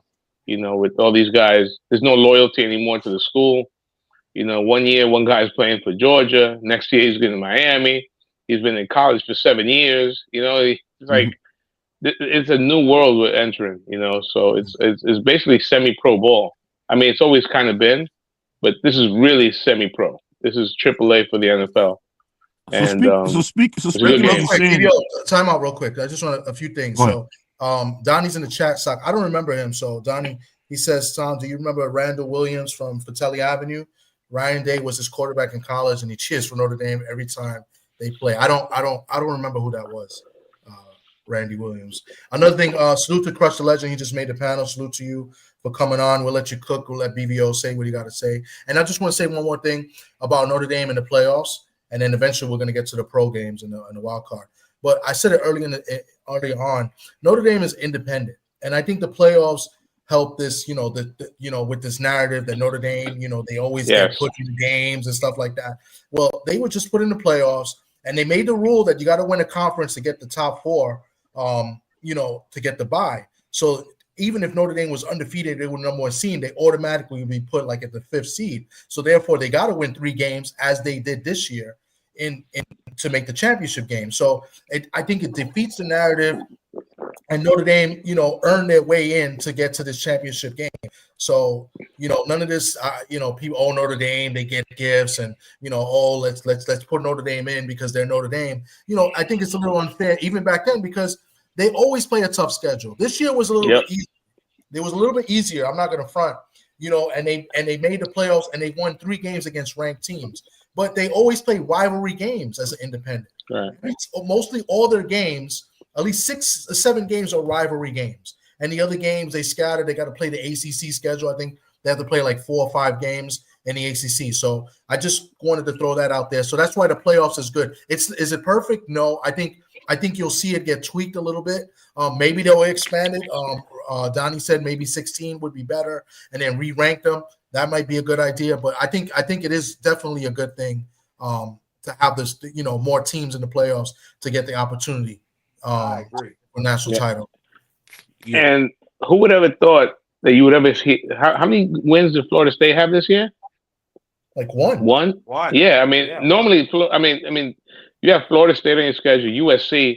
Those are 2 traditional powerhouses. They beat Syracuse. Syracuse made the playoffs, and Syracuse is a program that's on the rise. They beat Louisville. Both service schools were good this year, Army and Navy. So Notre Dame played it as good a schedule. In the playoffs? No, talking about the schedule that they played. They didn't play Miami. But the problem, got in. My bad. But the problem with Florida State, the problem was even last year when the quarterback got hurt. Individual didn't want to put Florida State in there because the quarterback at that current time, he meant a lot to that team, and we see, especially in I believe the first game was in Dublin or something like that against Georgia Tech, and Georgia Tech put hands on Florida State. I say that to say this, that I agree you can have great years, but I think it has to be especially when you have some level of consistency being a top-ranked program. I think then you deserve the opportunity a tad bit more than Indiana or SMU, any of these teams. I think even a Clemson in this year. I would say a Clemson. So I would just say that I think they need to be more. I think strength of schedule has the rate more than it ever has because somebody like Clemson goes out and beat a SMU and SMU get blowed out. Yeah, that was crazy. So all I'm saying is I think it has to be a tad bit more tight as far as strength of schedule go, but I think this is the best way to handle the college football playoffs. I liked Indiana this year. Let me ask everybody something on the panel because we got 2 young coaches in the playoff in the championship, and I strongly believe that the guy at Notre Dame, the coach of Notre Dame, is going to be an NFL coach at some point.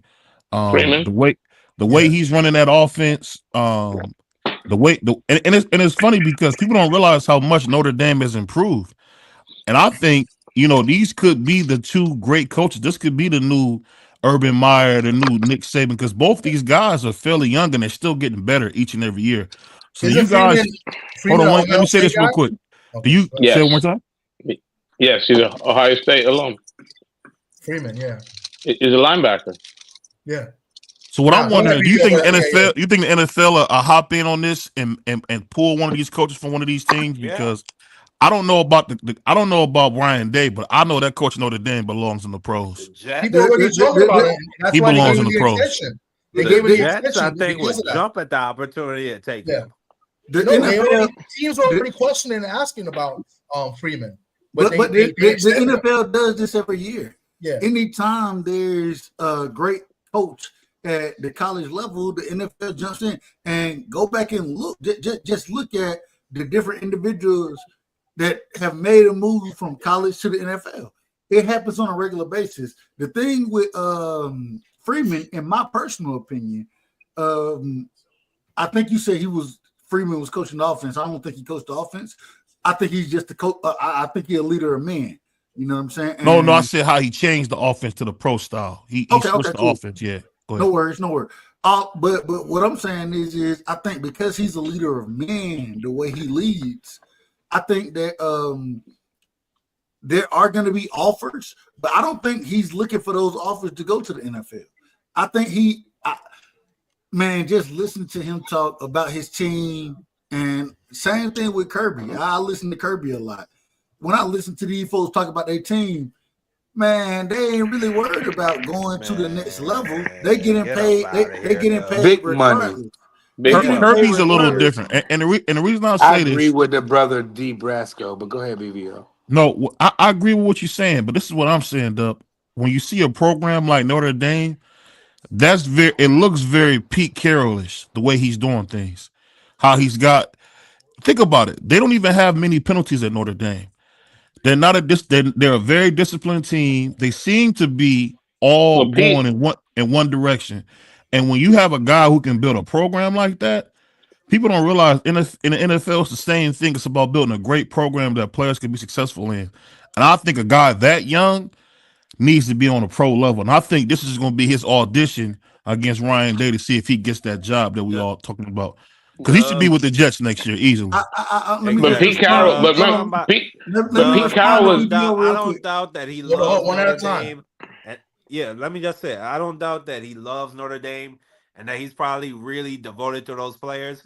But if the Jets come to him and they offer him $25 million a year, he's going to take it. It's just that simple. How much is he getting paid right now? Let me see. They just extended him. They just gave him big money. Let me see. He just got an extension. Oh, can he get out of that contract? I don't think so. I don't know. I think he probably has to pay a buyout. He probably has to pay a buyout, but you know, if he makes $6-7 million, who cares? I tell you what. True. I mean, I don't like to do hypotheticals, but if anyone is going to offer him a job, the Bears. He's in their backyard. He's making Sock, you know what you see. What I'm saying is, Bears. But I don't think he's going anywhere, though. I don't think think any NFL team can bring anything to a coach like this that we're talking about in Mr. Freeman, respectfully, Marcus. I don't think any NFL team can bring anything to him that he already don't have. And I agree. And the other thing is when you're coaching NFL players, it's totally. I didn't coach Little League, right? Mm-hmm. I also didn't coach middle school age individuals. In just that, a small jump is totally different from dealing with personalities. It's totally different. Rich, Dub. They're rich. Hold on. But it's not about when you go to any program, what you want to focus on is having success. Damn the money. You want to have success. And regardless of what people want to say, you're gonna get paid, you're gonna get compensated accordingly, but you want to have success. And I think that Marcus Freeman, and I think he can be a great NFL coach one day. But I think at this current moment in time, he has a perfect situation where he has a team. First off, he's able to get not just recruit well, but he's able to recruit well at the transfer portal as well. And he's able to pull these individuals together. I think that's special. And so I think Marcus Freeman got something good going on at Notre Dame. I don't think he's leaving anytime soon. And even if you look at the Brian Kellys of the world who left Notre Dame, went to LSU, this man ain't had nearly the success. Why did he leave, though? Hold on. Well, I'm asking you, why did he leave? I can tell you the why. Pressure. No, it wasn't just the pressure. It was the money. It was the money. No, the money and what else? What else does Notre Dame require you to do? Well, and the academics as well as recruiting players. He said the academics was the number one reason why he left. Hold on. I just said that. Go ahead. All I'm saying is that even then, though, when he went to UCLA, LSU, when he went there, he didn't have the same success he had at Notre Dame. So at some point in time, we have to draw the conclusion that although, yes, LSU used to be a powerhouse in the sport, and I think they can become a powerhouse again. Have to change it. Hold on. Let me just finish. Hold on. I think they can become a powerhouse again under him. But when you see what this man took over and Chip Kelly, Brian Kelly wasn't able to win the way he expected to win at Notre Dame. And this man comes in and in 3 years, he in the damn championship game against Ohio State. Guess what happened, Dub? When you go to a college, and you know this just like as well as I do, when you get to the 3rd year, you're playing with your guys. What I'm saying is this: he got his guys that he bought in from freshmen or their junior year or whatever. What I'm saying is when you got a guy like him who's charismatic, knows the offense, knows how to coach. You say a leader of men. I don't think we're disagreeing. I think we agree. No, this is what I'm saying. I'm saying you can't tell me a team like the New York Jets or the Chicago Bears won't come to him and say, you know what? Bring that program to us. The man is 39 years old. I believe there will be a time frame that they come to him with those opportunities. But at this current moment in time, why are you acting like it's not a possibility, though? I just said it was a possibility. Oh, my bad. I'm lying. You know, Dub. I don't know. What are you arguing? You saying that he won't leave? No. He did. Why y'all going at the homie Dub? They can come at me, but they out of order. Real quick. They out of order right now.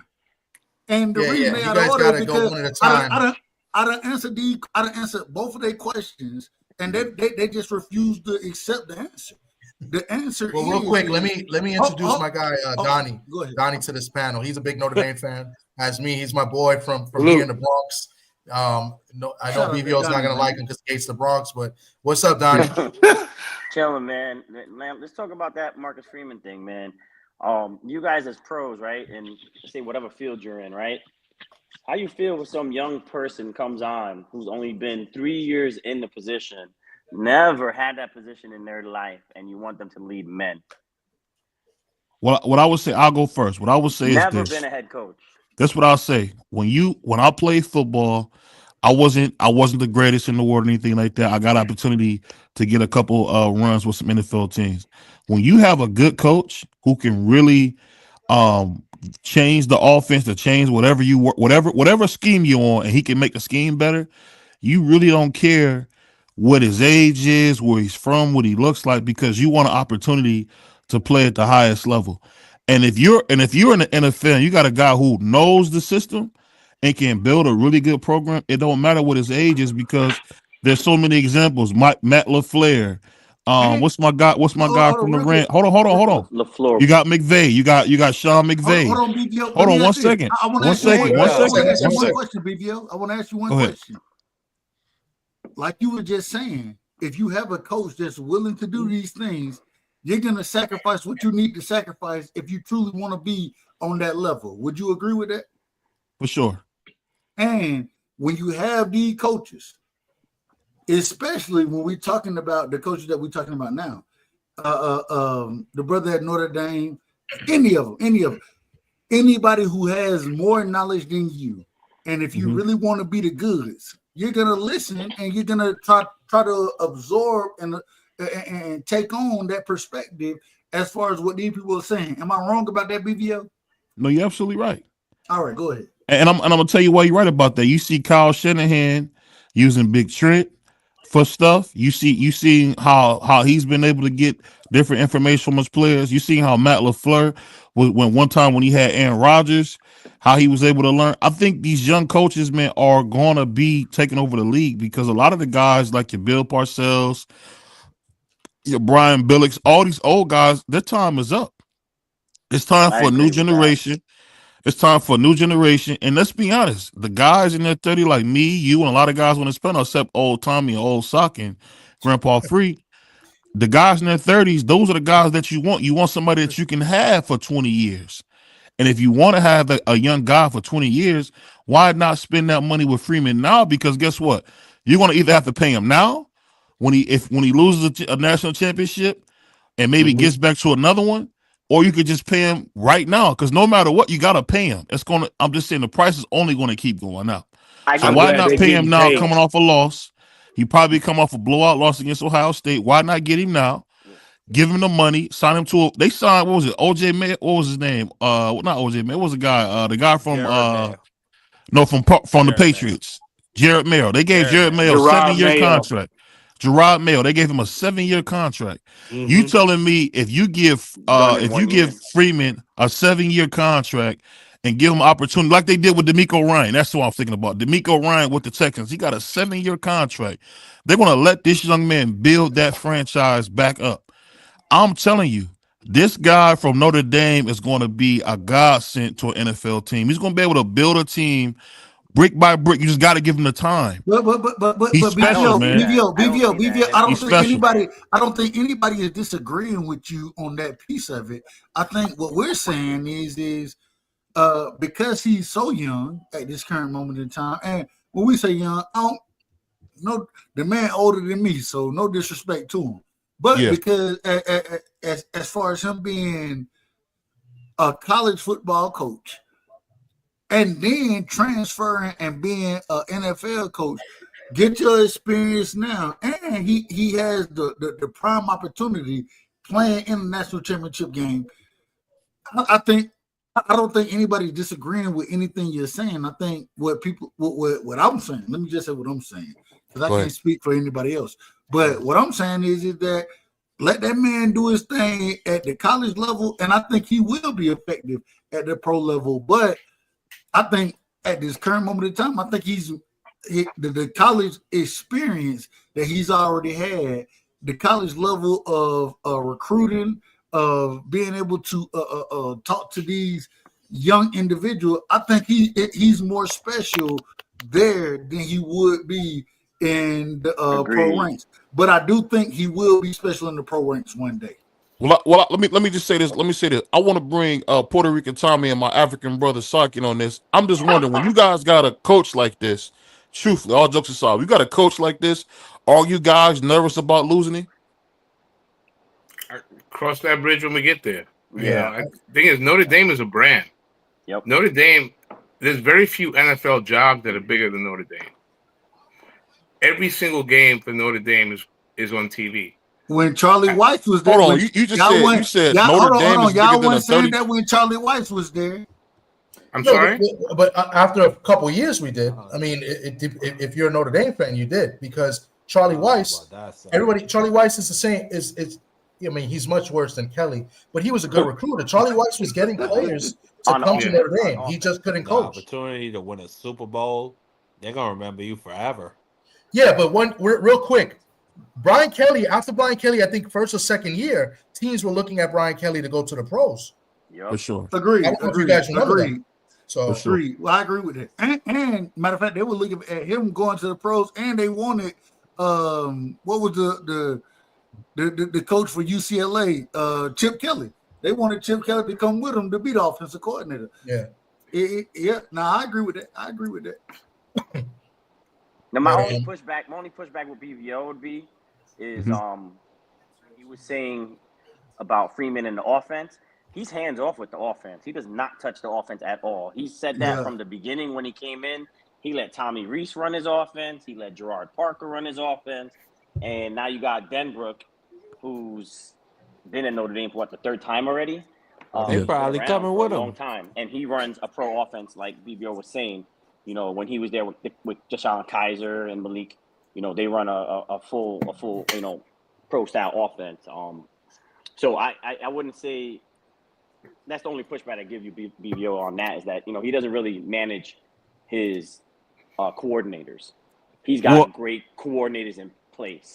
So all I'm saying is that he's the head coach. He's the head coach, though. Those guys in the NFL as well. He put himself around veteran coaches because he needs that, because he doesn't know what it is to be a head coach. That's not a skill. That's not. Hold on. 1 second. That's not a skill in itself to know how to manage people. BVO, have you ever? Hold on 1 second. Hold on. Let me. I want to get the brother to answer. Let him answer the question. Y'all keep cutting each other off, bro. Yeah. Go one at a time, please. So no, that is a skill within itself, to pick the right people around you. Because you know, we all have bosses that hire people that suck, right? He has a good eye for assistant coaches, hands down. That's why all his guys are getting interviews, and you know, they're already looking at taking Dylan McCullough from him. He had interviewed to be a head coach. They're already talking about Mickens taking a defensive coordinator position. So he has a good eye for talent as far as recruiters and coaches. But He is. But not what else does he hands-on. do? He's What else not does he do? What else does he do? hands-on. He's not hands-on. He's said it in interviews. He's always said it. He lets his coordinators do what they do. I'm just going. Hold on 1 second. I'm just going off experience. I'm gonna let you. And when you go off experience, Dub. Him and the brother are having a discourse. Let them go. I'm gonna bring you right in, Dub. All I'm saying is this: I get what you're saying, but when coaches say that, I'm gonna just be honest. That's bullshit. Because every coach coached the shit out of the defensive coordinators, and the defensive coordinators coach the shit out of the position coaches. Because really, I'm gonna tell you from being on the football team, the head coach is not who you talk to. The defensive coordinator is not who you talk to. Offensive coordinator is not who you talk to your individual coaches. Position What I'm coaches. saying, this is what I'm saying. The man has showed that he can be a CEO on a high level. We can say we want. Notre Dame has not looked this good since 2013, man. This is a whole different team, and there's no way. I'm telling you, there's no way that you can let him go. And I'll be like this: the offer Notre Dame gave him was a low ball. He should be the highest paid coach in college football. Well, it's just that simple. The Go thing ahead. about Notre Dame is they never really truly release their numbers. They're private. The talk is that they gave him $3 million, but we all know they're gonna get a bonus just for making the playoffs. You all know he's gonna probably get a bonus for making the championship game. And they've got deep pockets, he bro. They're making private. 6 They got for money. 10. They don't have to show what they give. I get exactly what you're saying. I get exactly what you're saying, and I want to bring my man Dub on this. Dub, the reason I say that is because I think people are missing how much when you're an NFL head coach, you are a CEO. You're not running the day-to-day things, and I think the young man has shown us that he can do it on a high level. Because, golly, you can't get no more. Ain't nothing in Indiana, bro. What can you do in Indiana? But watch the tumbleweeds go. That's crazy. The man's in Indiana, man. So he's an Indiana move. When you talk about Notre Do you Dame, think New York could be his place, BVO? With Devontae Adams and all those weapons, if they get Aaron I don't want him to Rodgers go up to a shit and show. let I don't him think pick his own quarterback. he won't go to a shit show, man. That's something he probably won't do. These coaches are But learning. they got talent all But it's over not the gonna. place. It's not gonna happen this year. It's done. Right, it's not gonna happen. Right. So you're talking about you're talking about the Jets team now. It's not gonna happen this year. Maybe next year. But they already extended him. He's not going to the pros. He's got to go to a defensive team. So maybe the Eagles. Team like that. Hey Dub, how many interviews you think he's gonna go on, Dub? Hold up. He had an invitation for the Jets. He turned it down. And the Bears. And the Bears. He And turned the them Bears. down. Those He turned them down. Those are crappy franchises. I mean, I don't think he would go there. It doesn't matter. He had invitation. Well, who do you think? Who else is gonna hire him? Yeah, but real quick, just to crappy rebut that. franchises fire the head coaches. Let me rebut that real quick, BBO. The Bears are a crappy franchise, but the Bears is an enticing team to be a head coach right now. They got talent. They got a supposedly franchise quarterback. So you can't really say that about the Bears right now. They're crap. I'm gonna tell you why. No, it's not. It's a storied franchise. No, they you're ain't wrong. good. They're not good. What have they done? Hey, real quick. Trash. So, Go ahead. right. Hold on, real quick. I'm with BVO. I disagree. I'm dual streaming with you. I got a couple people that's saying drop the link. So if you want to do it, that's fine. If you don't want to do it, I understand. I'll drop it, but it's gonna go in my channel. I don't think it'll go to that channel. I'll try it right now. Hold on. I'm just having problems with this freaking laptop. But yeah, that's fine. But guys, I'm gonna do that. But guys, we got to go one at a time. And we're talking college. We haven't even gone to the pros and done the picks yet. So, Chicago. Yeah. But go ahead. Tommy, get your hand out of my pocket. Chicago is a monster job. I mean, they've had bad luck. They haven't been good in a long time since Lovie Smith. But weather is terrible. He went 10-6 and they fired him. It's a storied franchise. The foundation of the NFL are the Bears, the Giants, the Packers. I mean, those are storied franchises. The Bears is probably a top 4 or 5 job. bullshit. No doubt. They're a big city, but at the end of the day, They won one just like Super Bowl in Cleveland. They haven't 1985. won anything, and they're not going to win anything. And they're just the Bears, just like they're the Browns are the Browns, the Bears are the Bears. Okay. The Bears are the That's a Lions football were the team. Lions until Campbell came and did what he did, prize fighter. Man, I don't trust nobody that paint fingernails. They always fail. A sheep. They lose. That's not the mindset of a conqueror, prize fighter. Man, they losers. How about that? They're losers. Who, the Lions? The Lions are winners. Both of them. The Bears. That whole division is trash. Well, just to bring my man Free and bring my man Tommy back in on this. I want to ask you guys from 1 to 10, how confident are you guys that you can beat Ohio State from 1 to 10? What's your confidence rating? I'd say 7 to 8. I mean, you have to be confident just the way they've been playing and the style of play that they play. So I say 7. You can't say 10 because that means you're going to blow the team out. 9 and 10 says you're going to dominate. I think 7 to 8. I think we got a good shot at winning the game. I got it at a 10. I got it at a 10 because I'm literally going by the last time we played Ohio State. They got a lucky win. So I'm going based off of that. It's a different team. It's different teams though. Mm-hmm. Yeah, you said we got a lucky win? But I think hold up. It's a different team. Let me finish saying what I'm saying. I ain't say nothing when y'all was talking. It's a different team, but I think that Ohio State team that got the lucky win was a better team. I think our Notre Dame team now is a better team. So I think that was a better team then. I think this team is a little worse than that. And I think our Notre Dame team was bad. Not bad, but worse than what they are now. I think the Notre Dame team is better. I think the Ohio State team took a step down. I say we're about a 7-8, just like Thomas. I think obviously cheering for the Irish, right? But that defense got a lot better when they picked up Caleb Downs. And then they moved Sonny Styles down to linebacker. So you got a kid that was playing safety as a freshman, playing linebacker, just running around like he's on fire. This kid is ridiculous, running around that field. And then you got Lathan Ransom in the secondary. I'm not scared of him, to be quite honest, but I think it's going to be a good game.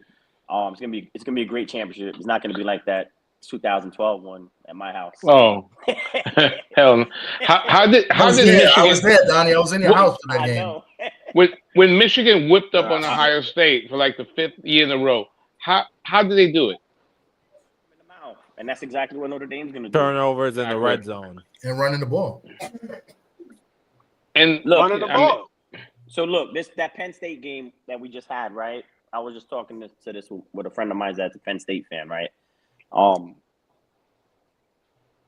They didn't catch no ball off those wide receivers. I never heard of anything like that. That was crazy, right? But we were trying to cover this insane talent in that tight end, right? Right. In Warren, right? We don't have to worry about that now, right? So now you can have Xavier Watts just floating in the middle like he always does, right? Our two corners could defend the receivers. I don't expect Tate or Mecca to catch anything. I don't expect not to catch anything. I don't expect them to be big time players like Carnell Tate was today. Like he picked up the slack for Jeremiah Smith today. Smith might have an amazing game, but I think Golden has a thing. Will Howard is not games. Drew Allen though. Golden has a thing in big games where he could take away areas of the field or players from a game. Our defensive coach, and you can do that when you have two corners that could cover.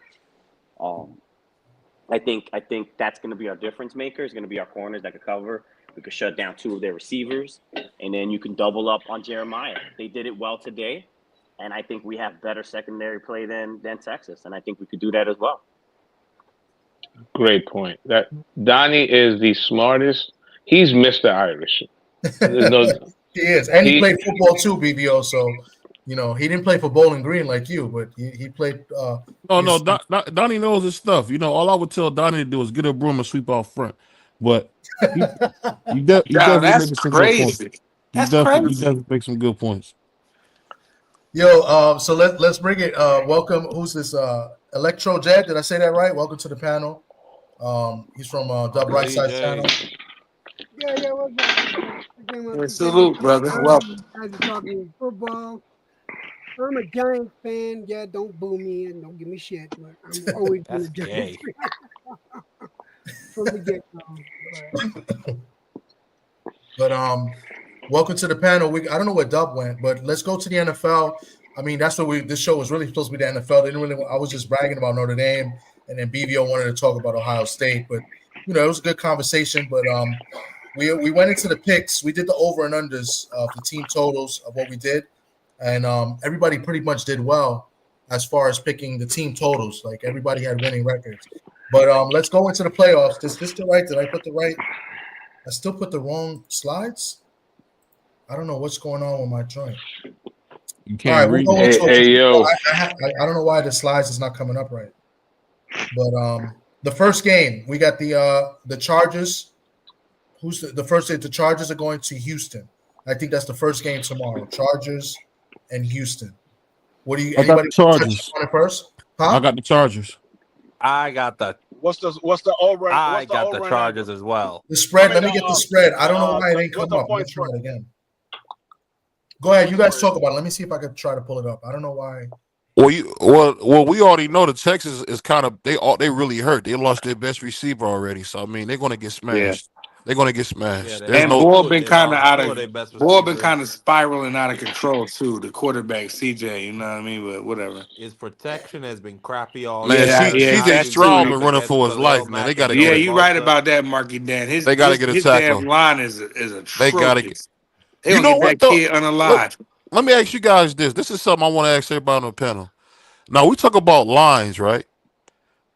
Have we noticed that Patrick Mahomes' line is ass? Him and Joe Burrow, we have the worst lines ever, and they still dominate. I'm just wondering, because they're great quarterbacks. I think Patrick Mahomes, man. Hold on. At Patrick Mahomes, he got a lot around him. Like he got a lot of help this year. Like he got special teams, defense plays, referees, fucking luck. Like he referees, had a block field goal, a punt return, I think. Then he had a doink, like the field goal doink, but it still went in. That never happens, ever. But it happens for Patrick Mahomes apparently. The Ravens player, what's his name? Likely, what his foot was like a quarter out of bounds or something. Yeah. Like I don't know, bro. Patrick Mahomes, he's just lucky. It's still not working. Shit. There's nothing to describe other than that. He's just lucky.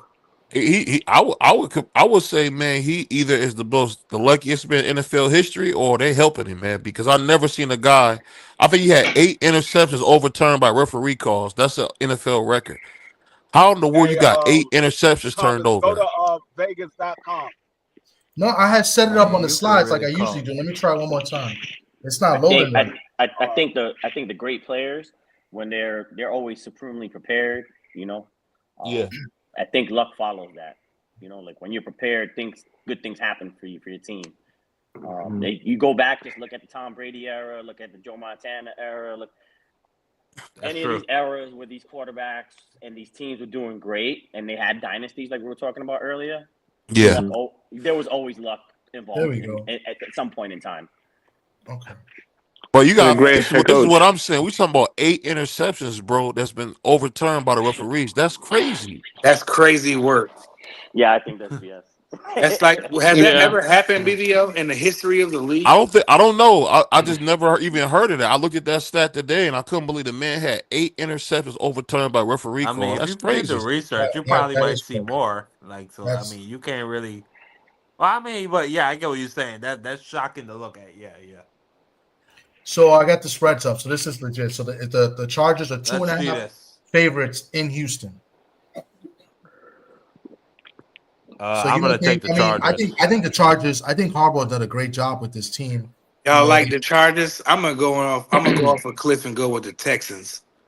You're gonna take the Texans to win the game, or plus 2.5 to win the game, and the plus to 2. So to win the game, that's definitely plus 2.5. So okay.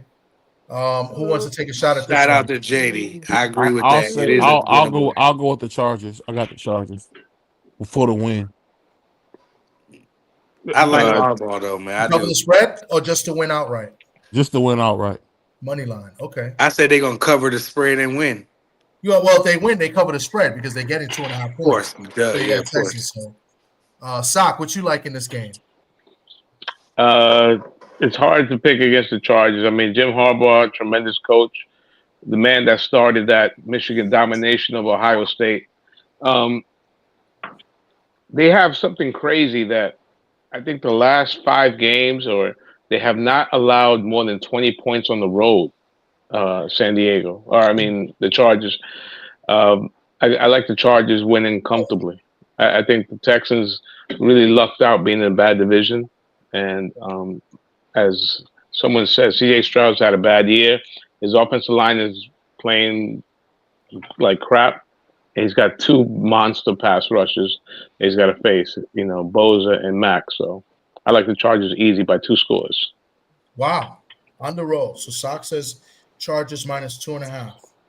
Let me just write this down. They got the better coach. They got the better quarterback. They got the better defense. I don't know what else you want. Yeah. Well, on the road, I mean, if that stat on the road is pretty interesting. I was leaning towards the Texans. What I liked about what Houston did was, they already had the playoffs locked. I think they had the division locked. Is they played everybody that last game. I thought that was good for them to do that, going into this week. So I like that. I like them at home. I like the coach too. He's a good coach. He's a solid coach. I'm going to take Houston. I think Houston wins outright. I'm going to take Houston money line. All right. D-Free, you there? Yeah, I'm here. Who you like in this game?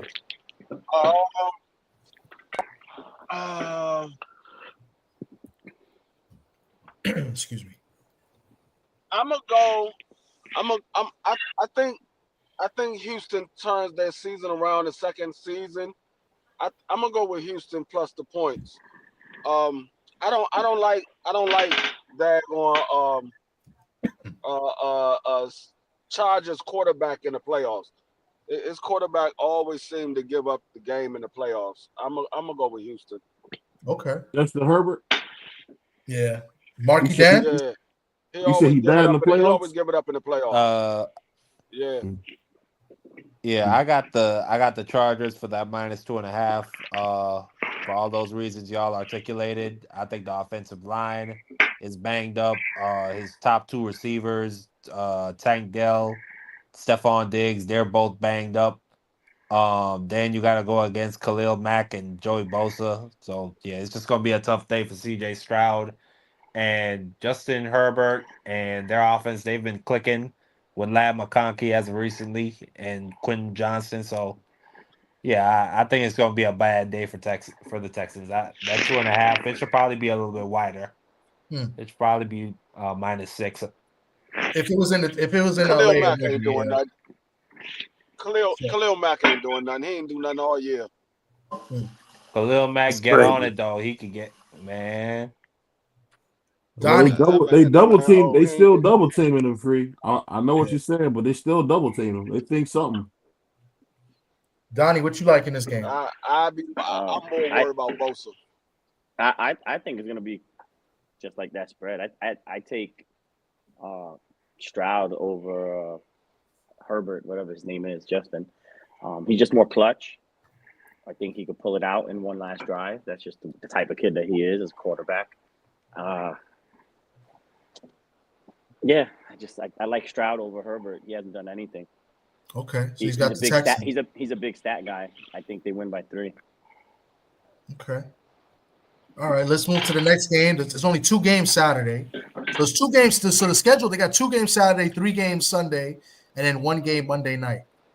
In case you guys didn't know this, the Monday night game got moved to Arizona because of the fires in LA. So the game got moved to Arizona, which is weird, which is going to be interesting, but we'll get to that. So tomorrow, division rivalry, they hate each other.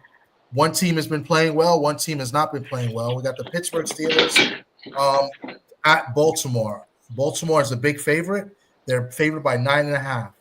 Who wants to take a shot at this first?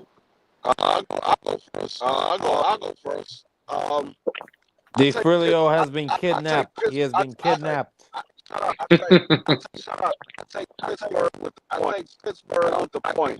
He's breaking up. Be quiet. You're breaking up. You be quiet. Call your neighbor. His Wi-Fi is going down.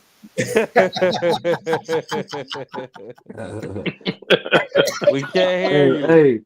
Hey, salute to my African brother Sock. That's a good one. I like that. I like that one. D-Free, try it again. He was breaking up though. He was like underwater. Yeah, he went underwater. D-Free Can you hear me, Thomas? Yeah, I can hear you, Free. Yeah. Go ahead, Cook. Yeah, go ahead. I'm gonna go with Pittsburgh. I think Baltimore going to win the game, but I don't think they're going to beat them by. I don't think they're going to beat them by more than 9.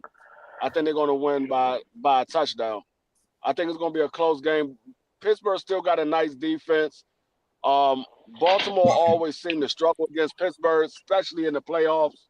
I'm gonna go with Pittsburgh plus the 9. They're plus 9.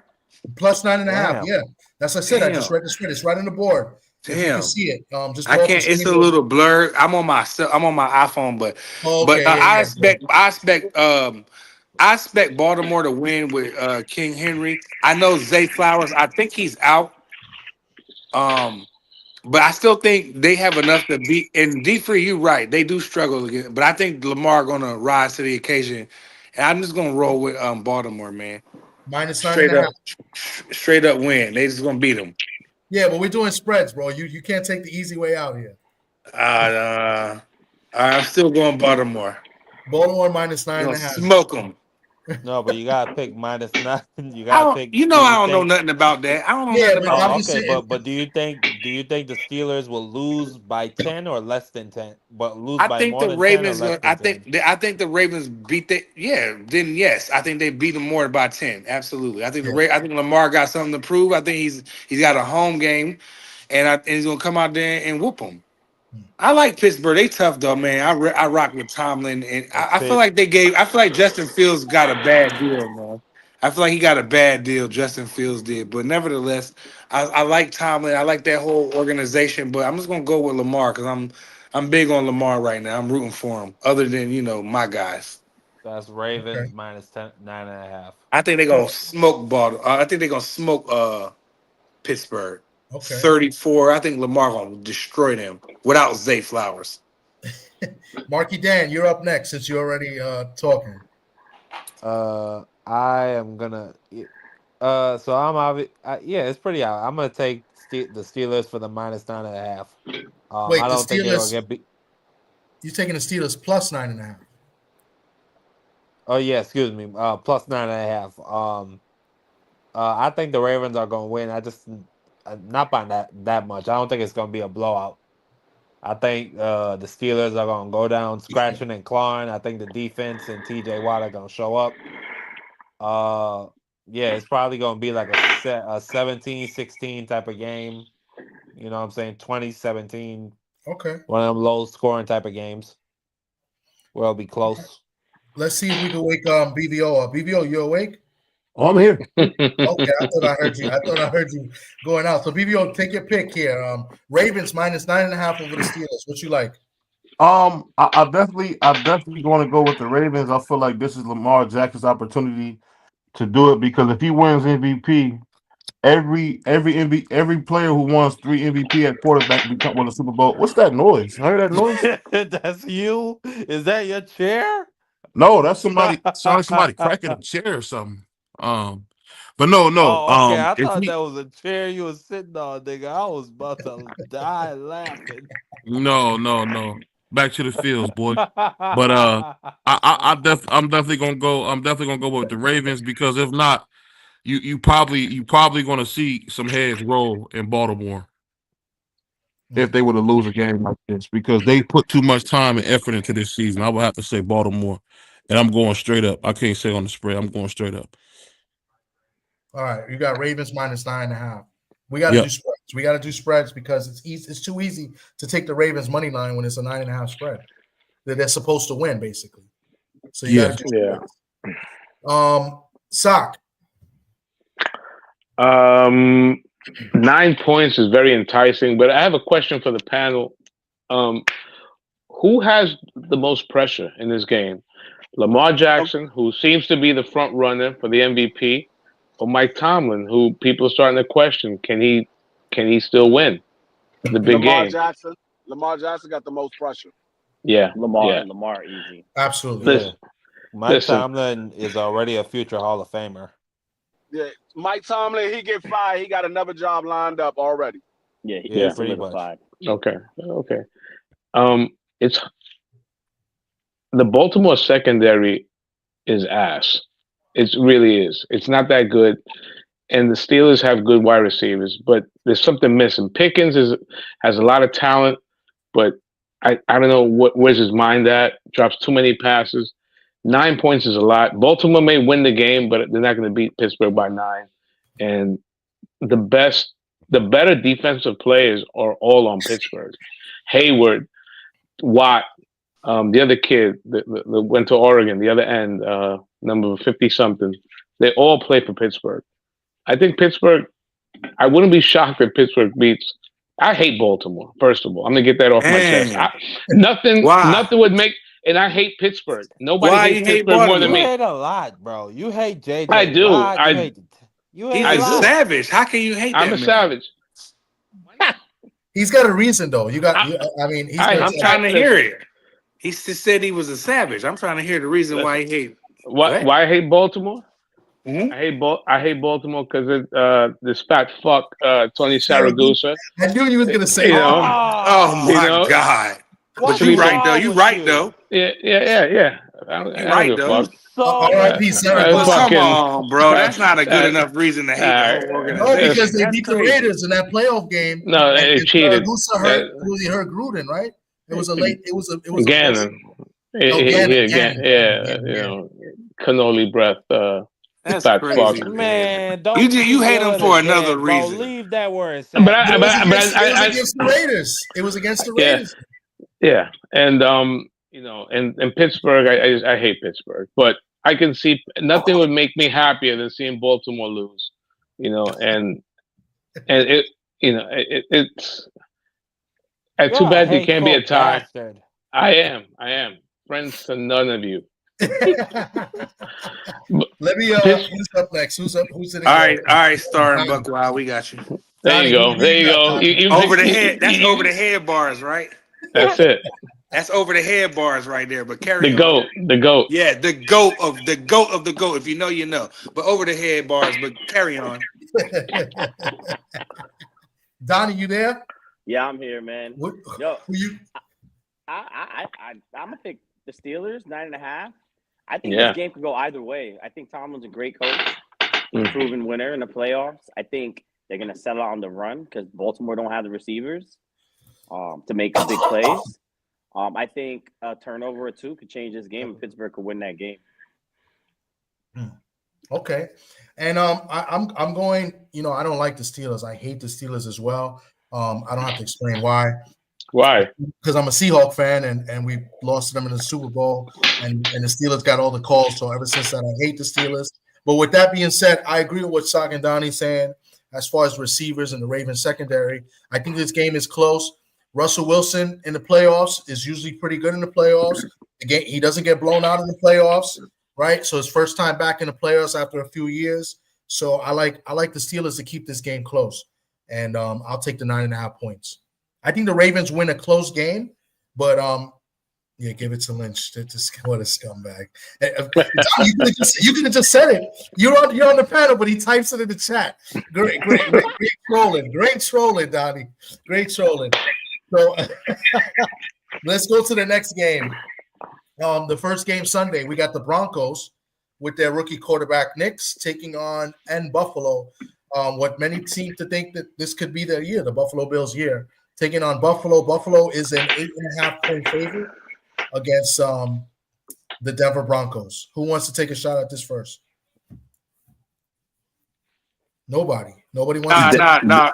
I was just having dishes washed in the background. But say it again though. Is the Broncos and who? The Broncos are at Buffalo, and Bills are favored by 8.5 points in Buffalo. Yeah, I expect Josh Allen, one of the best quarterbacks in the league. I expect him to go out and dominate, and that's just it. You know, it's up to Josh, but is he going to do it? You know, I don't know. People give Josh a lot of, because he ain't won nothing, So they give Josh a hard way to go. But I know a good quarterback when I see him. He's a damn good quarterback. And I'm going for Josh Allen. And I expect him to cover. Since y'all taught me a little bit about covering points and stuff, I expect Josh Allen to go out there and smoke the Broncos. Bo Nix is not ready for the spotlight. He's coming to Buffalo. It's going to be cold. It was so cold up here. It's cold where I'm at. It's snow on the ground where I'm at. And that's crazy. And it's cold in Denver too. And it snows in Denver a lot. Yeah, it ain't colder than Buffalo, New York. Get out of here. Get out of here. I don't want to hear it. Because I'm in Philadelphia. So I know that it's cold in Buffalo, New York. Colder than it is. It's a different kind of cold in Colorado. Okay. Denver was the last team to beat the Bills at home too. Yeah, I get it. I know. I know that's that. That's not stuff true. that, that's not true. That's that stuff that y'all be doing, them statistics, but I don't care about Cincinnati beat Buffalo a few years ago. I'm talking about right now today, T. That's not true. Since the Bengals beat Buffalo in Buffalo. I'm about to say, didn't Joe Breezy go out there and smoke them one time? But that's not what they beat Buffalo. They dominated that game. Nevertheless, in Buffalo, that was a good year. They should have possibly won that year. But nevertheless, I'm going with Josh Allen to cover. I think he's going to go out there and whoop them. Put Belter, Okay. Well, the Bills. I think the Bills' best year was the year that they lost to the Chiefs with like 14 seconds. They tied it, right? They had the lead, and with 14 seconds, they get the Chiefs came and kicked the field goal to tie it. That was a good team, but Buffalo. Yeah. Buffalo, man. I ain't gonna lie, man. I'm a diehard Eagle fan, but if my team don't win it, man, like I just want Buffalo. That franchise, because I go back when I used to watch Jim Kelly. She used to try to whoop Dallas, and I used to be screaming when Thurman Thomas was. They do everything right, but they just couldn't beat Dallas. They go every year and they couldn't beat Dallas. And I was just like, was there somebody please beat these boys, man? So you be root for Jim Kelly and Andre Reed. They defense, Bruce Smith. I mean, they had everything. You mean to tell me they ain't getting no rings? So if my team get knocked off early, then I'll go for either Baltimore or Buffalo. Well, I'm going to jump on and I'll go next. I like the Bills in the blowout too, but I think the Bills blow them out, in the second half. I think you're going to get a good close game. I think what Denver done is pretty special what they did this year. Nobody expected Denver to do anything this year. And I remember the first game of the year they played my team Seattle. They didn't look like anything. And, Seattle beat them. And Denver didn't start too good, but credit, for what they done. And Bo Nix, he had a good, rookie year. But I think they keep it close in the first half, but I think Buffalo pulls away and covers the spread in the second half and blows them out. My guy in the chat runs with doobies. He says that Surtain will get 2 picks, and he's the defensive player of the year. Who's up next? Anybody want to take a stab at it? The Bills? Give me Buffalo. I'll take. I think. I'm kind of like on the same page with you. I think I see Buffalo pulling away late. Another historic stat: rookie quarterbacks in the playoffs on the road are like 0-6. So Knicks found the perfect system. Sean Payton, he's proven he's a program builder, right? And he got the right man running his defense. They have a good defense, Denver. Nice pass rush. Knicks is just a game manager, but he has shown to make some good plays. But I think Buffalo, the one thing I like about the Bills defensively going into the playoffs, it's been a while since they're healthy. Remember, they've always had like a big injury late in the year that has snake bitten them. Milano, Von Miller, like those guys are playing. They're vets. I like Buffalo, like what do they call it? A backdoor cover. I can see that. Yeah. Okay. Yeah. I can see that. I see a low scoring game. Okay. D3. Bo Nix, first time in the playoff, rookie quarterback, going against a powerhouse in Buffalo. Buffalo been there. They've been to the AFC Championship game. He got his running game starting to get off to a running start. They're starting to run the ball a little better. I think this is going to be the game where we see the old man start to come alive. And I got Buffalo by 14 points. Okay, That's good, Fred. Okay, Donnie. Yeah. All right. So I'm all about taking chances. So I say if there's a game this weekend that's going to be an upset, it's going to be this one. And because it's just not going to be expected. I don't think the Bills come out lighting it up. I don't like Thomas and Sock that it's going to be slow in the beginning. I don't think you want to do that with a young quarterback that plays balls to the wall and he lets them hang when he's out there when he's playing, man. If there's an upset out of all these games, I think it's this game. I think you look at the stats for Buffalo and they give up a lot of points. Denver scores a lot of points. They also give up a lot of passing yards. So I think just to have some fun, I think this will be the upset. If there's going to be upset, I think it's going to be Denver versus Buffalo. Okay. Who else is going? Did BVO step off? I see Dub right side came back, and Thomas Hill. I'll go. Let me just. Yeah, we still outside. We still outside. Keep it going. Let me see. I'll go to Thomas Hill real quick. So Thomas Hill, we're doing our picks for the wild card. So we got the Broncos at Buffalo, and the Bills are favored by 8.5. Oh, that's a safe bet right there. I take the Bills all day. Okay, and then we'll just real quick, if you could just give us the two other picks, we'll just let you do. The Chargers at the Texans. Chargers are favorite 2.5 over the Texans. And they at Texas. They at Alliance Stadium. They at Houston. It's the Houston Texans.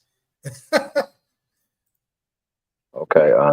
Well, they look horrible down the stretch, though, Tommy. That's my only thing bad going down the stretch. Yeah. Just real quick, if you don't want to give a pick, that's fine. But No. I go with the Chargers, dog. I'm from Cali anyway. Dog. Let's rock with the Chargers. All right. The Chargers. I go with that. The Lightning bolt. The Ravens. The Steelers are at the Ravens. The Ravens are.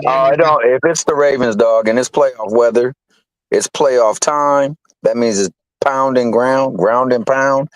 Pause for the pause community. I'm gonna go with the man that got all them yards in that backfield, and that's another pause for the pause community. But I'm going with Henry and my main man Jackson. They gonna light it up.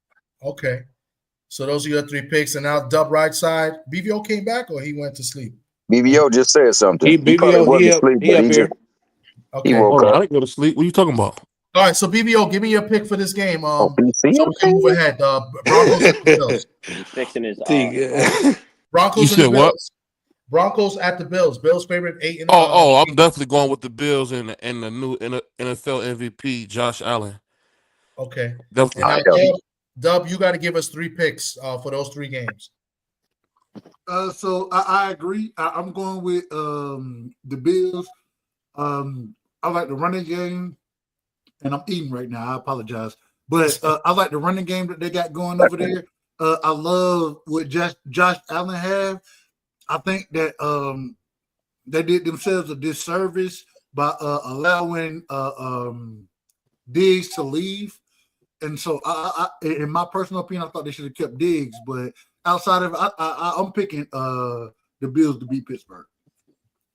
Okay. No, the Bills are playing the Broncos, bro. Oh, yeah. You're late. So what we're gonna do is, because we got a lot of people on the panel, is we're gonna try to speed through the picks, and then after we do the picks, then we could just open it up and we can have an open discussion about the playoffs, who we see winning, who we seeing, advancing, who we seeing going to Super Bowl, stuff like that. We could do that, but just to speed it along, because it's a lot of picks. We got 3 more games to go, so we could do that. Just way I could log it in, and then I'll post it on my community board later, see how we did in the first round, and then we'll touch up on it next week. But I want to kind of speed through it. It's getting a little bit late. So let's go to the second game on Sunday. We got Green Bay. They're getting 5.5 points at Philadelphia Eagles. This is a rematch of the earlier game they played. I believe they played in Brazil. The Packers looked a little bit banged up. Love was banged up. Watson got hurt. So who wants to take the first crack at it? We'll just just give I'll shoot from the hip. I got the Eagles winning this game. I think that their defense is going to be, and mind you, I like, I'm a Georgia fan anyways. I like Philly defense, but I also like Green Bay defense. I just think that Philly, their defense is going to be able to hamstring Green Bay, and I think that Green Bay, they're not the upper echelon. You know what I'm saying? I think they're kind of mid-pack as far as the run game goes. And when you have an individual like Saquon Barkley, I think that's going to play a lot into this game when you're able to utilize what's my brother from Alabama name who transferred? Jalen. When you're able to utilize his legs as well, I think that's going to be the big difference in the game. I do think, though, because I think that they're going to have to sell out to some degree on the run. It's going to open up those one-on-one situations. And when you got A.J. Brown and you got Devontae out there, I think you're going to win a lot of those matchups. So, hey, I got to go with Philly in this one. I got to go with Philly. Well put by my brother Dub. I'm a diehard Eagle fan. I've been an Eagle fan forever. Hey, hold on, real quick. I hate the Eagles. I just want everybody to know on the panel. I hate the Eagles. I can't stand it. No problem. We welcome the hate. We love the hate, Dub. Bright side. We still love you, brother Dub. But nevertheless, I feel like the Eagles are going to go out and Jalen Hurts has recovered fully from the concussion protocols. He's passed all protocols. He's AJ Brown. We're healthy. And we're going to go in the game. We're going to run the ball with Saquon. We rested. Saquon is rested. He's going to come out like a savage. I promise y'all. And I will say, let me just say this. I do think that y'all offensive line is underrated. I think Philly has a fantastic offensive line. I do think that. Well, nevertheless, we're going to come out and run the ball. We've been dominating. We could have broke the record, but Saquon is such a humble guy to where he's going to want his young people to eat. We could have broke the record easily against the Giants, but Saquon is so humble that he gave the Giants. Hold on, Dub. I ain't interrupt you. I've been on mute. I didn't interrupt anybody today. My apologies. So I interrupt anybody today. But nevertheless, I think Saquon's going to come out. He's going to come out and destroy. He's going to seek and destroy. I mean, y'all seen the MVP year that he had. They're not going to give it to him because Lamar and the quarterbacks. We get it. But you know the real MVP is, and he's in here with me in Philadelphia. And this is what we're going to do. We're going to come and run Green Bay over again because that quarterback he's good, but he's not ready yet. But he's gonna be good, and he's gonna be worrisome in the future. But right now, he's gonna come to Philadelphia where it's freezing cold at here, and I know it is in Green Bay. I get it. Hold on, Doug. And then they're not gonna be able to stop Saquon and the read option, and we're gonna go with the tush push pause. No, you know what I'm saying? Nobody can stop. I'm not gonna do it. I got it. I grabbed it back. But it's not gonna happen. You know what I mean? We're gonna do what we do and run them over. We're gonna run the ball, throw some screens. We might throw a big play to AJ and Devontae, but for the most part, we're gonna come in there and destroy. We're gonna run Green Bay over on a run. We're gonna run them over. I just want to ask one question. Mm-hmm. When it comes down to Green Bay's quarterback, right? He's shown, especially when he's not hurt, he's shown to have the ability. He showed promise. So my only question: you can't come to Philadelphia and whoop nobody, Dub. I think that's a question. Dub, you was cutting me off the whole time, Dub, and I. Well, that's what I do. That's what I do. All right, that's what we do then. Let's go. That's what I do. Let's move on. We still got two more games. I ain't got nothing but love for you. For sure. You already know what time it is. I'm gonna move on to Donnie since Donnie wrote in the chat trolling. So Donnie, what you like in this game? He says Saquon's gonna pull his hamstring in warm-ups. Donnie, who you got? Stop playing. Hold on, wait a minute. Is he Italian? Because he a Dallas Cowboy fan is what he is. Wait a minute. He gotta be Italian. That does sound like a Cowboy fan. No, Donnie Brasco. Somebody that don't got nothing to do with nothing. Gotta come from Donnie Brasco. All right, we out of order. Donnie is actually Hispanic, and yeah, Donnie, that's not his last name. Brasco is not his last name. But Donnie's here in the Shout out Bronx. to Donnie, Actually, he's in man. Carolina Much love now. and But respect, family. Donnie, who you like in this game? Much you love gotta and take respect, you gotta Donnie. take Much love and respect. Philadelphia, but But they what? haven't beat anyone. Oh, here you go. Go ahead, cook. Go Hold ahead, on, get let tight. the man Who did finish. they Let beat? the The man Twins finish. to the Giants. They beat the Cowboys. They kicked our ass. They who they lost to? The Saints? Mm-hmm. No. We smoked the Saints. We smoked the Saints when they were hot, sir. But try to find something else on this. Carry on. The Falcons smoked them. Yeah. The Falcons Beat and them by Tampa like Bay. 1 point or something like that, right? Yeah, So- well, Tampa Bay always beats them. You can't, and you can't judge nothing from. I'm from Georgia. You can't judge shit the Falcons do. You can't judge what the Falcons do. You can't judge. Wins in the division. Horrible teams, right? They beat the Browns. They beat like all. I don't know about them. I think they lose in the second round, but I take them this one. So he's Hold got on. Philly in this one. Hold on. The same question you asked me, T. Ask him. Ask him the same way that you asked me the questions about who gonna win in these series, because I don't think he gave a true answer there. I don't think he gave. He just came on here hating on the Eagles. What it sound like to me? He's a Giants fan, so of course he's gonna oh, hate no the wonder they a bunch of losers who haven't won since the '80s. Hold on, wait a minute. But this is why I'm asking. I'm asking my brother. I know I was trolling. I was trolling. But this is why I'm asking my brother. I know they beat the Patriots. But I'm asking my brother to ask him the question the same way he would ask me, so it take his biasness out of it. And I think Thomas can do that better than anybody. I think Thomas can do that. No, guys. He did answer the question. He said he doesn't think he thinks Philly's gonna win this game, and he's got Philly covering. He took his bias out. He picked Philly. I got them covering. I just don't think they're as good as their record says. Yeah. Great defense, but it's hard to keep winning year after year like that, man. It's not easy. Yeah. D-Free, who you like?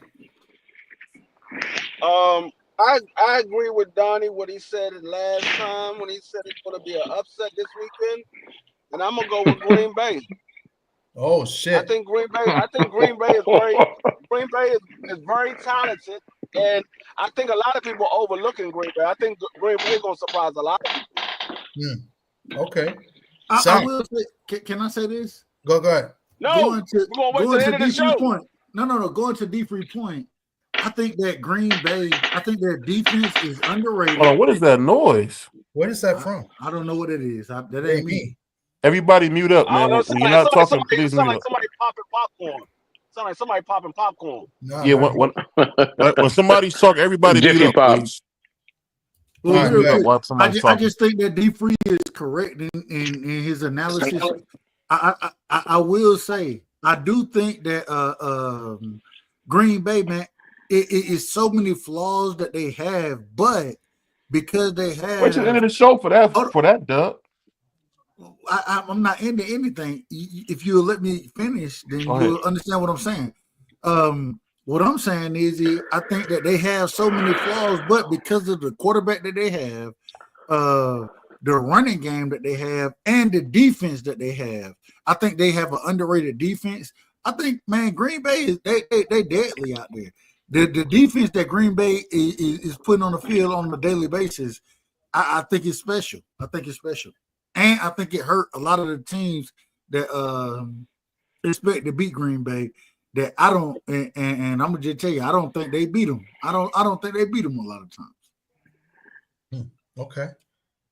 Sock, go ahead. Well, Donnie knows, Tom, you know, nothing would warm my heart more than to see Philadelphia lose.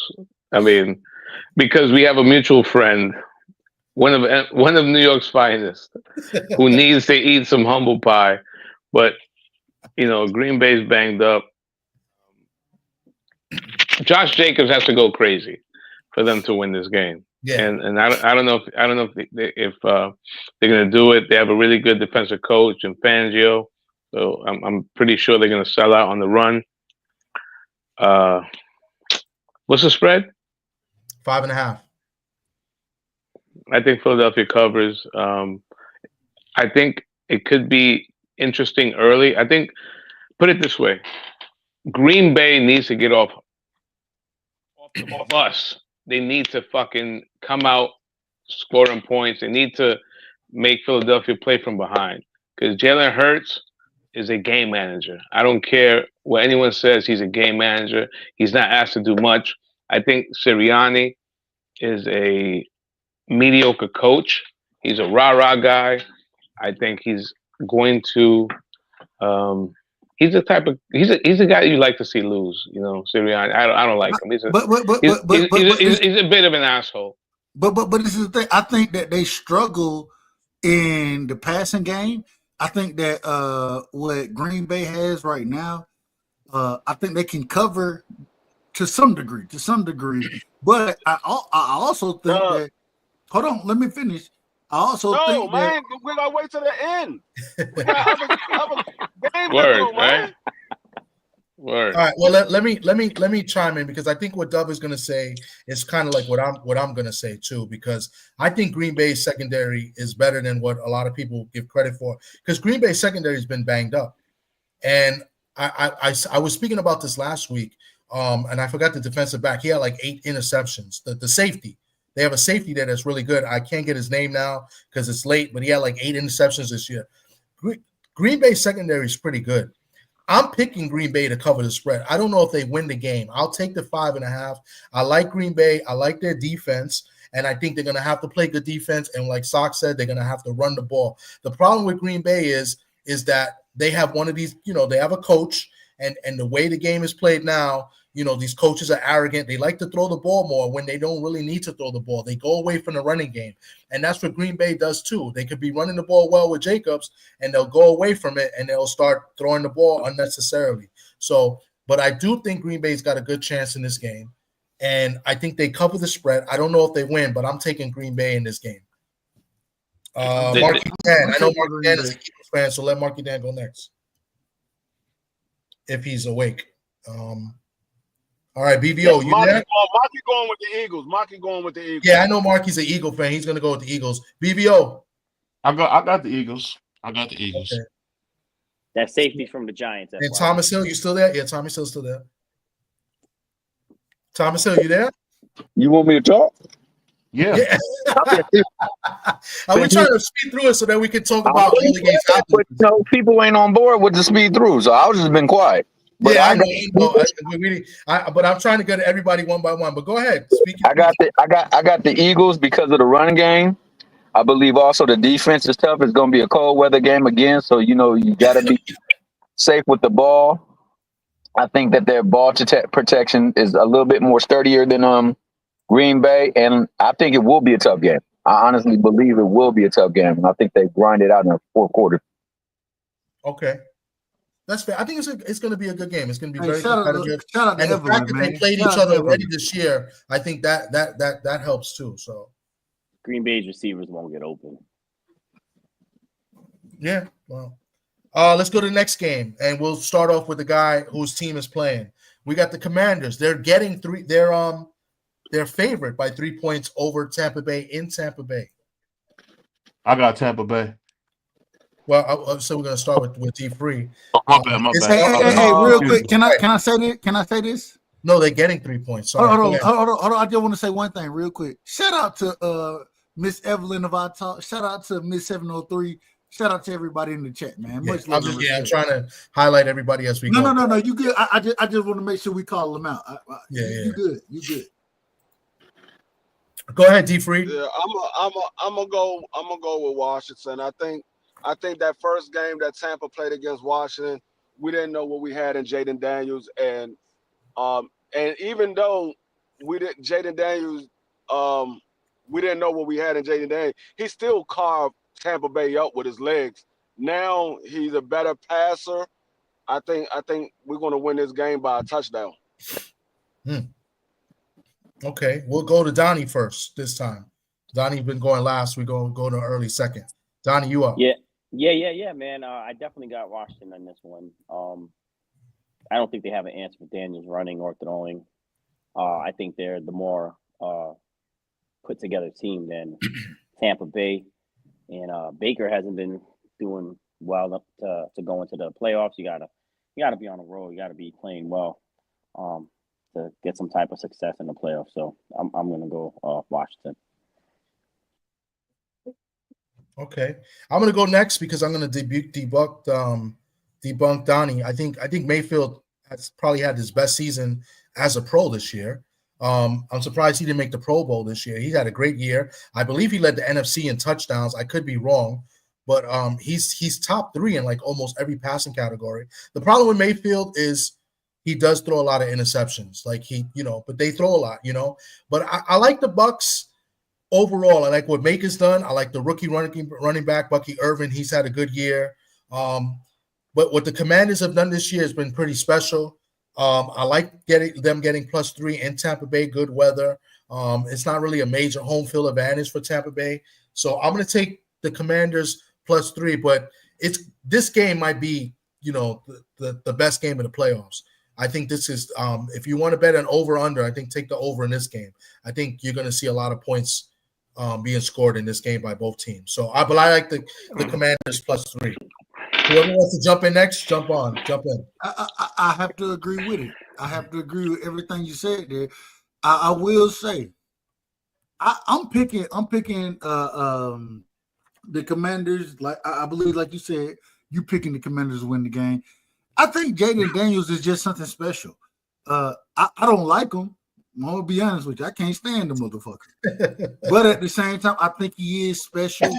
What I've watched him do throughout this season, I just think that he has that extra factor, and so I'm gonna rock with him in this situation. I think there is a chance, right, that he may struggle in the game, but even with that, I think Jaden Daniels is one of them guys, and I don't watch Washington get guys, in my personal opinion, especially at the quarterback position. I'll go back to RG3. Even with RG3, he was more running than throwing, right? And I think that hurt him. I think Jaden Daniels has the arm talent as well as the leg talent, but I think the arm talent is what he can really make his money on. And so I'm going with Washington in this one, man. I'm going with Washington. Okay. Thomas Hill. Oh, I like Jaden Daniels. He grew up in my neck of the town. I watched a young boy run track and play football. Okay. I will say that I think overall the team that has the best talent is the Redskins, and I think that will favor over the environment. I think that they make more plays both defensively and offensively. However, if Tampa Bay can get pressure and keep contained, it'll be a tough game. I agree with Tommy. I believe this will be probably the best game of the first round. And I said it being a high-scoring shootout as well, too. But I just think that when it comes time to get a stop, Washington will get the stop, and that'll be the difference in the game. Okay. As far as RG3, man, come on now, dog. That boy RG3 was bad. The team messed RG3 up. No. The team didn't mess RG3 up. The coach messed RG3 up. In my opinion. The turf. In my opinion. RG3 was a bad man. I thought RG3. I thought he was special. I just thought that Shanahan. I'm gonna just be honest. I thought Shanahan looked more and wanted Kirk Cousins to be the guy more. I think that it was more the front office versus Shanahan that wanted RG3. And then when we see you pick RG3 in the first round, top 2 pick, and then you go and double down on the quarterback position in the 4th round with somebody like Kirk Cousins. And I think we would all agree Kirk Cousins had a better career than RG3. So all I'm saying is that I don't think Shanahan was truly bought into RG3. I don't believe that. That's why they put him out there to get hurt, bro. They should have set him down. Sock? That's it for me, though. Go ahead, Sock. And then I don't know what's up with Marky Dan, and BVO. I'm gonna continue with the trend. The rookie QB on the road. Give me Tampa. I like you said, Baker is a true gunslinger. You know, he's a throwback kind of guy. At first, I didn't think he was gonna be much in the pros. I thought he was, you know, too short, a little overweight. You know, but the guy plays with a lot of balls. You know, he's got a Hall of Fame wide receiver in Mike Evans, and I see a shootout win. Give me Tampa. Okay, good. Yeah. Hold on. You got Baker. You got Tampa over the Commanders. Yes, I think Todd Bowles is a good coach. You know, I like and the Todd rookie. Bowles. I like Todd. Yeah, yeah. I look. I'm not to say house money, but Washington is ahead of schedule. You know, they're ahead of schedule, and I think they found the franchise QB. Obviously, they got vets. Don't get me wrong. I mean, they have a Hall of Fame linebacker in Bobby Wagner. They're a great free agent signing that the Samoan kid that the Jets had. What's his name? The other linebacker, Donnie, help me out. Leonard Williams. Yeah, Frankie Louvi. Yeah, the Uso. He's good. The Uso. But if the game was in Washington, I'd go with Washington. But I think Tampa wins. Okay. Man, I just don't have faith in Tampa like that. I don't have faith. I like Todd Bowles. Go ahead. I will say this. I will say this. I heard Shock say something about Mike Evans. The problem with Mike Evans is when he faced against Marshawn Lattimore, he only averages 42 yards a game, roughly 3.2 yards a catch, and he's averaging less than a touchdown a game. Less than a touchdown a game. That's a good point. I forgot about that matchup. They used to always go against each other when he was with New Orleans. So that's a good point. And I like Dan Quinn. I'm a fan of Dan Quinn as far as understanding how to bring defenses out there and make things hard for the other team. So I can see it. But man, I think Jaden Daniels is something different. I think he's something different. Marky Dan, are you there or are you sleeping? I think he's gone. I know BVO got off. All right, so we'll go to the next game and then we'll open it up for open discussion about the playoffs or whatever y'all want to talk about. The Vikings are favorite 2.5, 14-win team as a wild card, which is insane. They play at the Rams, but it will not be in LA. It will be in Arizona, where the Cardinals play. So the Vikings minus 2.5 at Arizona against the Rams. These damn fires crazy, ain't they? What's up? Oh, man. These damn fires, the fires that's going on in California right now, that shit crazy, ain't it? It's crazy. I seen some video of it. I said, God damn, man, you got whole damn suburbs getting burnt the fuck up. Man, that shit crazy. It's crazy. But just going JJ into Redick's house burnt down. Say it again? JJ Redick's house burnt down. Yeah. Wow. I didn't know that until you said that. He just got an interview at the end of the game, and he said he just had all his stuff moved from New York to that house and lost everything. Wow. The way shit burning down, that's a whole nother story. I don't want to get too deep into that. But because of the way things are happening, you know what I'm saying? I don't know, man. I'm 50-50 on this game. I think I'm going with the Vikings. I think I am. I like the Vikings. I think I like the Vikings receivers better.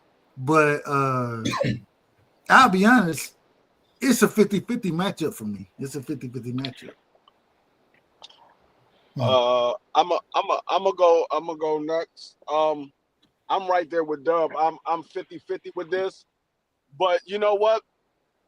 I'm gonna go with the Rams because they ain't got no homes to go back to right now. They got to stay on the road, so I think they're gonna play a little bit harder. What you say? This motherfucker need to be in the hotel. Jesus I Christ. think they're gonna play a little bit harder because they ain't got no home to go to right now. So they like, man, we on the road anyway. We might as well use this as a home game. So I mean, but to be honest, I gotta go with the veteran quarterback. I don't know if Sam Darnold is built for the playoff just yet. I gotta go with the veteran quarterback. I'm gonna go with the Rams. I'm a Georgia fan. I still don't trust Matthew Stafford.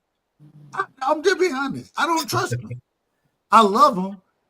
I think he got a fantastic arm talent. But at the same time, I think he'll do some. Man, I just don't.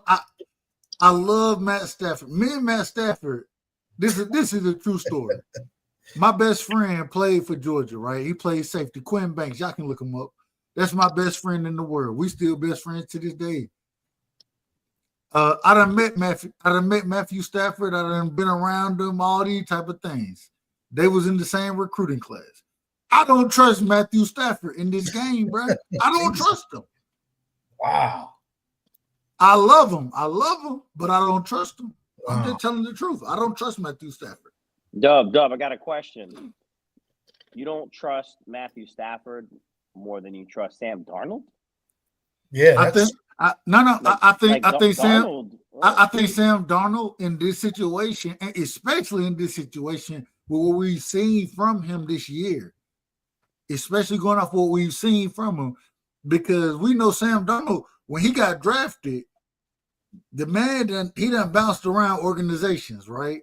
Mm-hmm. But at the same time, I think the Sam Darnold that we're seeing this year, I think it goes more into the head coaching of the Minnesota Vikings than anything. But I think this is the best Sam Darnold I've ever seen. I've never seen a Sam Darnold like this. I think this is the best I think this is the best we've seen out of him. And so although I don't say it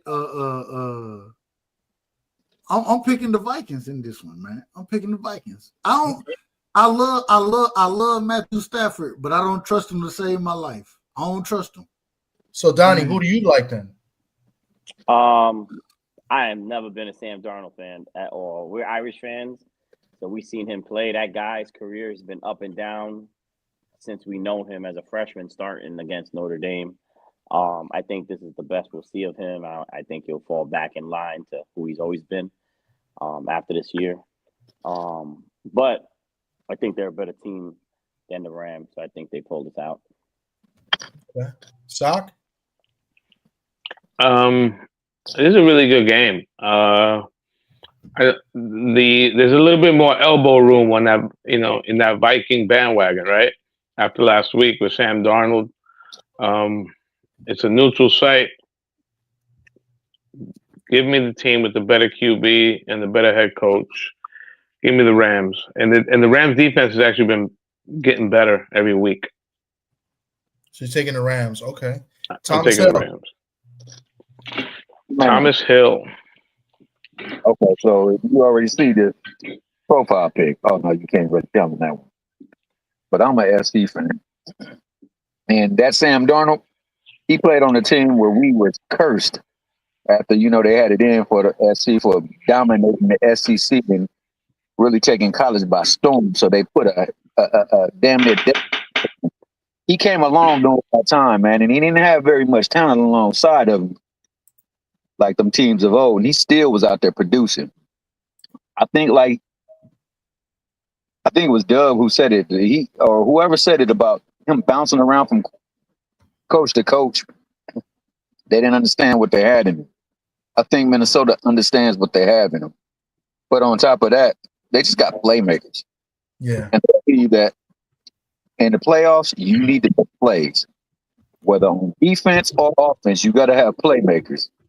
And I'm going to take the team that got the playmakers. So I'm going to go Minnesota in a very hotly contested game. I don't believe the home field advantage is going to be prominent for the Rams. And I think that it's going to be one that's going to go back and forth. Yeah, I agree with a lot of you guys saying. I don't know who's that in the back. It says the most hated. I'm not sure who that is. And I'll let you know. That's Ben Israel. Okay. I believe it is. Now I will say that if he get on here acting the fool, kick his ass off. But that's my brother. I'll figure if he wants to come back, I'll let him on after we finish the picks. I'm the last one to go because I think Marky Dan is sleeping, so I might just let him sleep there. But this game is a tough game. I think this is also one of the better games as far as evenly matched up games. I hate the Rams. You know, I'm a Seahawk fan, and so we hate everybody in the division, especially the Lambs. So, but I'm going to pick the Rams, and I like the Rams because the Vikings, because of Sam Darnold, he's had a great year. You know, he's playing for a contract because you don't know if he's going to. I believe he's a free agent, so either gets re-signed or maybe another team picks him up. You know, remember the Vikings? They drafted their future quarterback supposedly, also. So it's going to be interesting, and I think Sam is going to be playing for his contract in this game. But with that being said, I believe they played already this year. I think the Rams already beat them. I like the Rams. I like the Rams have playmakers too. They got a good running back. Go Irish. They got the Irish running back there. They got good wide receivers too. Puka is healthy, so Puka will play today. I know somebody asked that. He's supposed to be playing as well. Kupp hasn't really been Kupp the last few weeks, so not sure how he's going to perform. But I like Stafford in this game. The Vikings live and die in the blitz, and I think that's catching up to them in the last few weeks that I've seen them play, especially in the Seahawks game, in a game I thought Seattle should have won. I like the Rams. I think the Rams beat them outright. They're getting 2.5. I like the Rams plus 2.5, but I think they win the game outright. In another decent scoring game, I think like 31-24, I can see the Rams winning. So I'll take the Rams with the points. I think you're a tad bit high on the score, but I'm picking the Rams. Yeah. I understand. I understand where you're coming from. Because the Rams defensively are not as good, even though they got see, it's late, so I had all these names, and we talked about it last week. They got the defensive lineman, the rookie of the year, probably. I think he's going to win rookie of the year. What's his name? Andre or Drace Perez, something like that. It's a weird name. He might win defensive rookie of the year, and they got the other guy in the Rams who's going to get votes for defensive player of the year. So I don't know. I think, the Vikings, they blitz too much. I think it's going to catch up to them. I think the Rams, they got a better running game, as well. So I'm just going to go with the Rams. No home field advantage, but I don't think it matters. They both indoor teams, both turf teams. So I don't think that's going to have anything to do with anything. So I'm going to tell you, I think that Puka, I think he gets off in this matchup. I think that and I actually went and watched individual wide receivers run the 40, and the slowest 40 I ever seen from a wide receiver end up being goddamn Cooper Kupp. But at the same time, I think him and Puka, I think they're special. I just don't know if they're gonna get it done the way that they're gonna have to get it done against the Vikings. And I'm also a fan of Jordan Addison, and so not just Addison, but also of what's my brother doing, the Gritty. So I think that's gonna be. I think the receiver set that they have is gonna be better, and I think Matt Stafford gonna have some fuck ups, man. I hate to say it. I love Matt Stafford, but for a guy that you're friends with that you met a few times, you're kind of like, killing him right now. I ain't trying to kill him. I didn't watch Stafford too long. I done watched him too long, and I done been around the man. He think he can make every throw, and a lot of times when you think you can make every throw, man, that shit hurt you in the long run because you're gonna allow yourself to throw some shit that you shouldn't really be throwing, in my personal opinion. But that's what you believe you can make them throws. So, I mean, it is what it is. But yeah, no, I think we see a clear view of it. I think we see a clear view. So with that being said, we made our picks. Now we can just open it up. I'm going to just ask a general question, which is the main question of the show. I mean, can the Chiefs three-peat? Nobody's ever done it in football. The Chiefs do it, a three-peat. Nope. So nobody sees the Chiefs going back to the bowl, even to defend the three-peat? Yes. I think. One at a time. Sock. Let's Sock go. Sock. I think Kansas City goes back to the Super Bowl. First they have the two best coaches. I mean, they have the best head coach, and they have the best defensive coordinator. That defense is legit. They have a really good secondary. They have a good pass rush and secondary. That's what playoff football is about. They have home field. They have the two biggest stars in the NFL that the media loves to, blow. So the refs. KC's at worst they go into the Super Bowl. Yeah. Hold on. Did you say at worst? At worst, yeah. So there's no way. No way. Yeah, there's no one's gonna go into Kansas City and beat them. I think they get beat by either Baltimore or Buffalo. I don't see them making it. Like they won probably 7 or 9 of their 15 wins. I mean, they 16 wins. I think it was like 9 of them by luck. Literally by luck. They won 9 of them by luck. Like anybody else would have lost those games. Those 9 games, anybody else would have lost those games. I don't think you can call that luck, though. I don't think you can call that luck. Yeah, but I think that's what Sock was implying. Sock was implying the referees. That is absolutely. And they still got the best QB. They had an Irish leprechaun sitting right on the sideline. I saw him all 9 games, and they won them joints by luck. No, but it's not luck, D3. It's not luck. It's what Sock was implying, and I agree with corruption. The refs are always helping them, bailing them out. I know. Corruption. That too. I mean that too. But I'm just talking about those 9 games where they won like the last second off a doink field goal, a block field goal, interception getting overturned.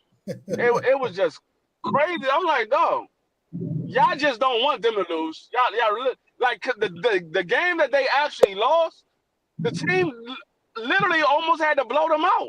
They started coming back at the end. I was like, man, they really trying to make these boys go undefeated. Just what you said right there, man. That's the one thing that it worries me. Because whenever they're down or not playing well, they just hit the switch, man, and it just seems to happen for them that whatever didn't work in the first half starts to work. Things that they had not the courage to do in the first half starts to work, man. They've got the courage to do it. I agree. I do believe that they got the best coaching staff. I do believe they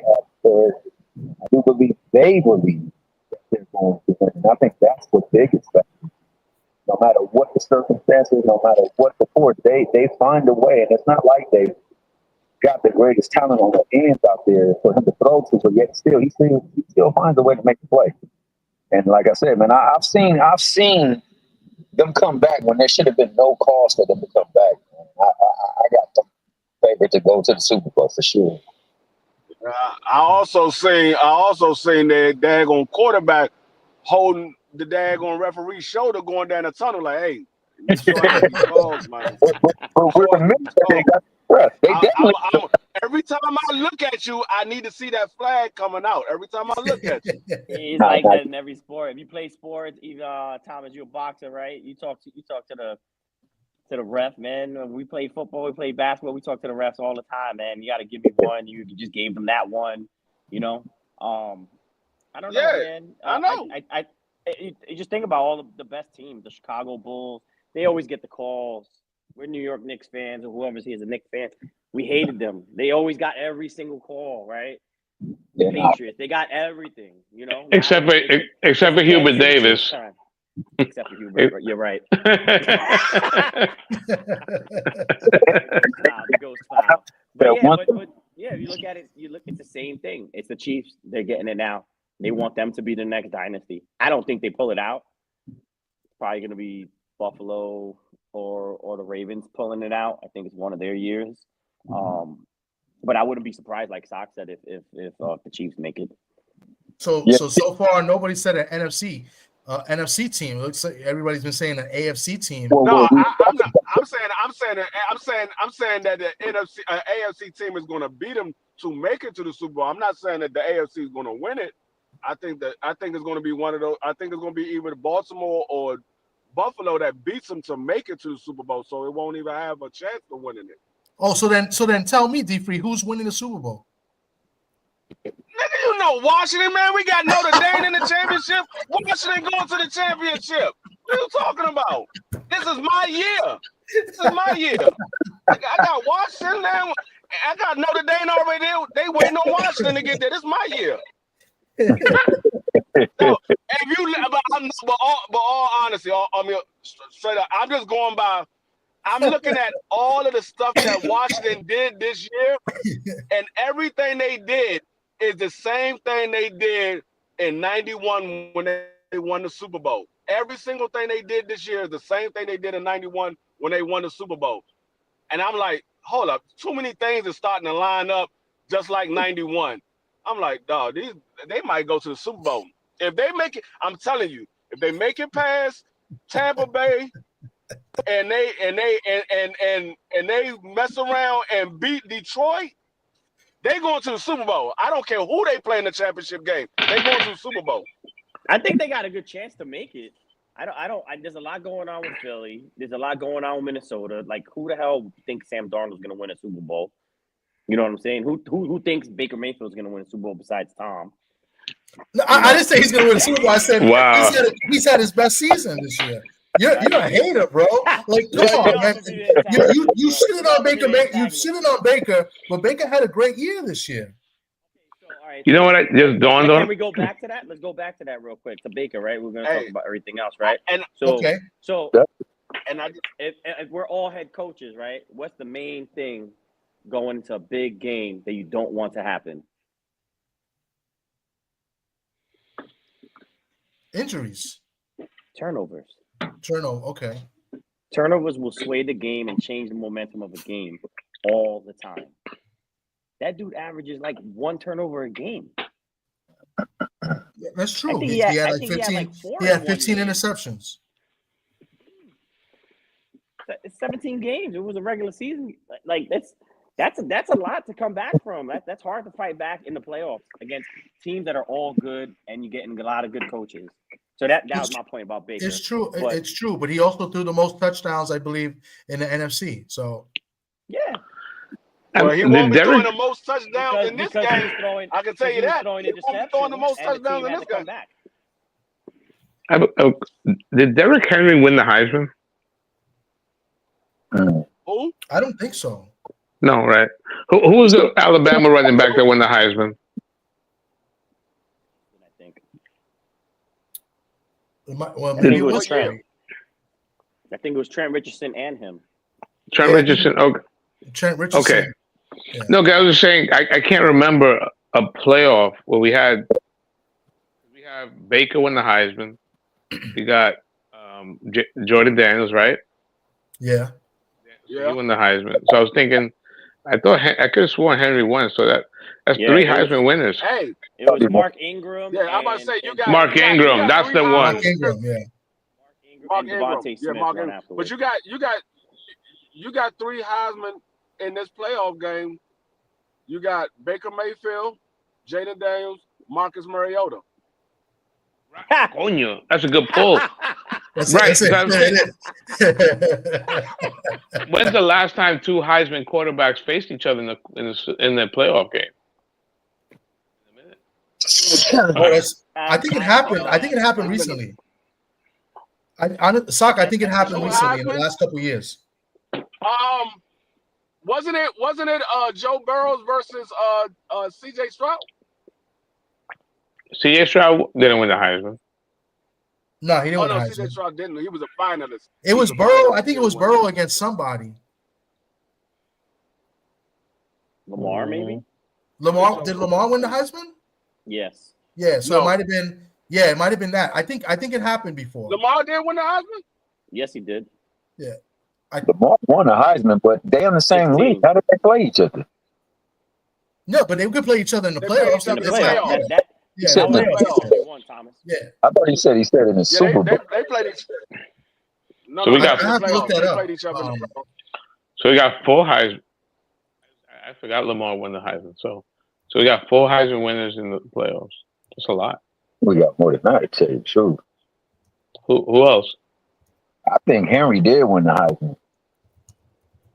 15. I'm looking up now. Derrick Henry? No. Yeah, Derrick I Henry don't won think in Derrick Henry won the 2015. Heisman. Yeah. Lamar won in 16. Baker won in 17. So that's, I got it open right now. Heisman. You got Jaden Daniels last year, right? You got Devontae Smith, 20. Joe Burrow, 19. Baker Mayfield, 17. Lamar, 16. Henry, 15. Carson Palmer and Cam Newton, I think, played in the playoffs. That's 2 Heismans. So that's 1. Possibly, yeah. Yeah, because they played. It says in 2000. Well, in the Super Bowl, Cam Newton played Joe Carson Burrows Palmer. and Joe Burrows and Lamar Jackson too, though, because Joe Burrows beat Baltimore. I think they was the I think they. That's what I'm saying. And recently it happened. Yeah. Joe Burrows beat Lamar Jackson because they was the underdog and they beat Lamar. That was the year that they went to the Super Bowl. They beat Lamar Jackson.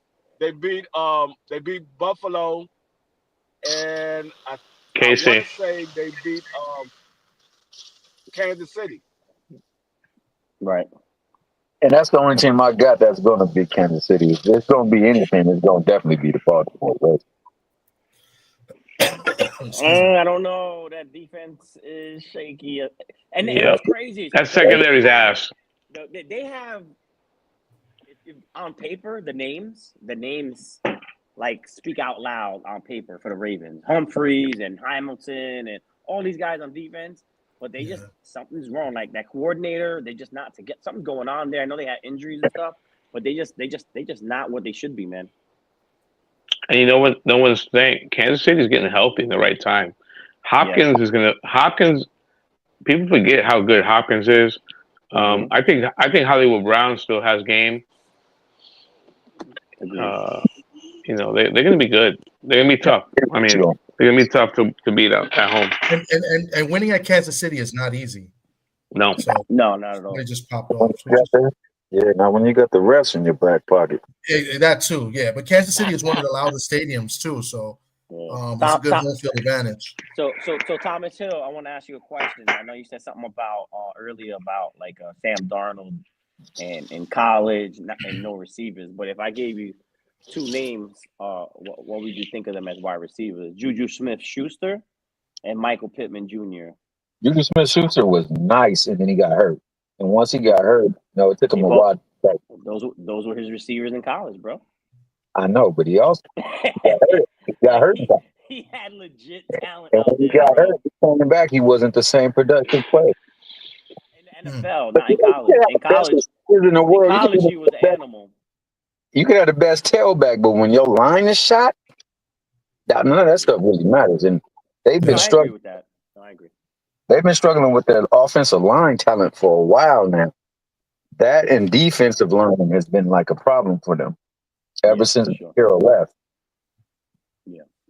I mean, they had that one chance when Lane Kiffin took over, and it was in the sanctions. Man, they played well that series, but after that, it was tough, and it's been tough for a while. Didn't they have Sarkisian at some point, and they let him go? He went to Texas. Sarkisian got drunk on the field. And he got in trouble, I think. They got in trouble, and they let him go because he was drunk. Man, the man showed up to I think it was the bowl game. Damn. Or if it was the last game, I think it was the homecoming game. Drunk in a skunk. Too bad it wasn't the 80s. They look past all that stuff, bro. Yeah. I'm I'm pretty sure he's going to bed with Jack Daniels tonight.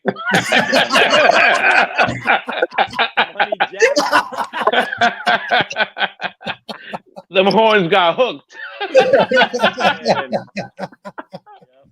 That's a good one. I got one last question, and then we'll see. I don't know. I don't think Dub is coming back, but can the Lions make it to the Super Bowl with the way their coach has been rolling the dice on fourth down like every other series? I hope they make it. Probably the for them because NFC, they're probably the most put together team. They got the quarterback, they got a legit go-to receiver, they got a great tight end. They got two good running backs. I mean, one of them got hurt, right? Yeah, one of them hurt. Yeah, but Gibbs is legit. You could put him all over the field. That guy's amazing. He's fast, and they're good at creating mismatches with that. They move him around. They put him in a slot. Mm-hmm. They don't put Amon-Ra in one spot. He should have went to Notre Dame instead of USC. But they move him around. They kind of do like old school Jerry Rice. They don't put him in the same spot so teams could key on them. I think the Lions are probably the best team that'll come out the NFC. I don't know. But defensively, they're banged up, man. I don't know. Yeah, but they're the most solid team offensively, and the fact that coach is willing to go for it, that just like Marcus Freeman, he goes for it all the time on fourth downs. Like that gives a team like that self-confidence that your coach is with you. We're gonna do this, and that goes a long way. They have the best offensive line. Goff has been to a Super Bowl. People forget that. He's got a lot of weapons, but the guy has, he knows what to do. Am I bugging? But I never seen a running back faster than Gibbs. That dude's amazing. He's fast. His 0 to 60 is crazy. Who? Bo Jackson. Yeah. I mean, I mean, the closest I would say is Bush in USC. He used to stop on a dime and hit full speed immediately. Yeah, in the NFL, right. I don't know. He had a lot of injuries in the NFL, but in college, he did a lot of ass in the NFL. That's what it was. Kardashians took some of his power. Yeah, exactly. Yeah, you can't mess with them Kardashians, boy. They turn. Soul suckers. The fucking the Thanos stones and shit. Yeah, it was. Oh man, you guys are on point today with the comments, man. This was a good show, man. We talk good football and stuff like that. I think I let too many people on the panel. We should have. I mean, it got a little carried away, but it's good. Everybody knows their stuff, man. It was good. Donnie, thanks for finally coming on. Appreciate it, brother. Yeah, Mr. Pro, I could appreciate that, dog. Also, man, I want to just throw this name out, man, because I think that he's very important. I think if you take him off, the team is nowhere. Lamar Jackson, you don't think he should be MVP? Oh yeah, we were talking about that. Yeah, definitely. I just think that was the debate we had. The debate was that I said Lamar has the best stats as a quarterback right now. He should win MVP. But I was saying that if you take Lamar off the Ravens and take Josh Allen off the Bills, I think that the Ravens still make the playoffs and the Bills don't. That was kind of like the little argument that we had. I don't know, Thomas. That's just my opinion. I mean, I think Lamar is the MVP. He can't go wrong. He's had a great year. His stats is way better than anybody else. He should win MVP. I'm just saying that Josh Allen, with the team he had, he lost his receivers, and you lose your best receivers and you come in the next year and you have a year that he had. I mean, if you take him off that team, he's the most valuable to their team. If you take Allen off the team, they're not making the playoffs. I think that they win like 5 games. Who are you going to have there? Trubisky? Trubisky's the backup quarterback. But that just means that the Ravens have a better overall team. Yeah, the running back ran for 18-something yards. That doesn't necessarily mean that. To your point, is you're talking more like most valuable to the team. We're talking about best player in the league. Yeah, but that's what I'm saying. But when you say most valuable player, I look at it as the most valuable player to the team, to their team. Like, if you want to say offensive player of the year, then yeah, Lamar Jackson, right? He's the best player. But the most valuable player, I think that's a different type of award. That's how I look at it. Well, I like the way that you just put that, but I would say beyond your team, the most valuable person to the league. Like, who do the league associate or focus with? Identify. Right. I think that ultimately that should be the MVP. Yeah. Right. No, that's fine. I mean, I don't disagree either. You know, I just, you know, Lamar is great. And it's got a bad taste of last year in the playoffs where they tried to make him something that he wasn't. And I think that's why they lost the playoff game. I don't expect them to do that this year. You know, and on top of that, Lamar has a great coach. I mean, Harbaugh's a great coach. He's a Super Bowl winning coach too. That, you know, that helps too. You know what I'm saying? So the Bills, they have a good coach, but they don't have, you know, Harbaugh. It's a Super Bowl coach, a Super Bowl winning coach. So I don't know. As far as valuable and offensive player of the year, I think it's two types of award. That's how I look at it when it comes to most valuable player of the year. That's just me, you know, and I do that every year when it comes to this award. So I fully agree with what you stated. I just think that it should be more so. Because, I mean, let's face it, there are people who play the game, their teams don't even sell out, but when they show up, it's a sellout. Yeah. If that is the case, how do you argue against that person being the most valuable player in the league? I only say that because I know of a case where a person did that every year they were in the league in their prime and just in general, and they got only one MVP. Yeah, that's true. I think if Josh Allen wins it this year, it's going to be equivalent to Steve Nash beating Kobe. Yeah, because I thought Kobe should have won that. Yeah, well. Yeah, and what we talking about, it's them wanting to change the guard. You know, it's the media and NFL wanted to change the guard, and we're gonna move on from Lamar, and then we're gonna make Josh Allen the main focus of the NFL, and then he's gonna get all the games on TV all the time. I mean, like using that analogy, man. The one that he did win, I thought should have went to LeBron, but I thought that when Jordan played, people came to see Jordan. How is he not the MVP? I'm not a Jordan fan, but I know that hell, when he's playing my Lakers, I'm damn sure watching it. I'm trying to get to the mix. Yeah. So you know what I'm saying? I think that ultimately, when everybody play because you're that person, everybody want to put a football in their hand because you're that dude. That's who truly is the MVP. Now I do recognize that individuality factors in because it's a statistic-based sport, and they rank and file the statistics, but their statistics are similar, are really close. And on top of that, the one that they're pushing now, that might just be because of certain other parameters, but the one that they're pushing is Josh Allen. So I fully expect for him to be the MVP. Yo, Sock, I got a question. When they vote on like the best boxers, do you get a vote as being in media? No, I'm not part of the Boxing Writers Association. Because I've always wondered, like Thomas is both Thomases. Both of them have like different points on how they vote for MVP. Like, there's no real list on how and why they vote for each person. It's like just their individual. So like Thomas is voting on the MVP for the team.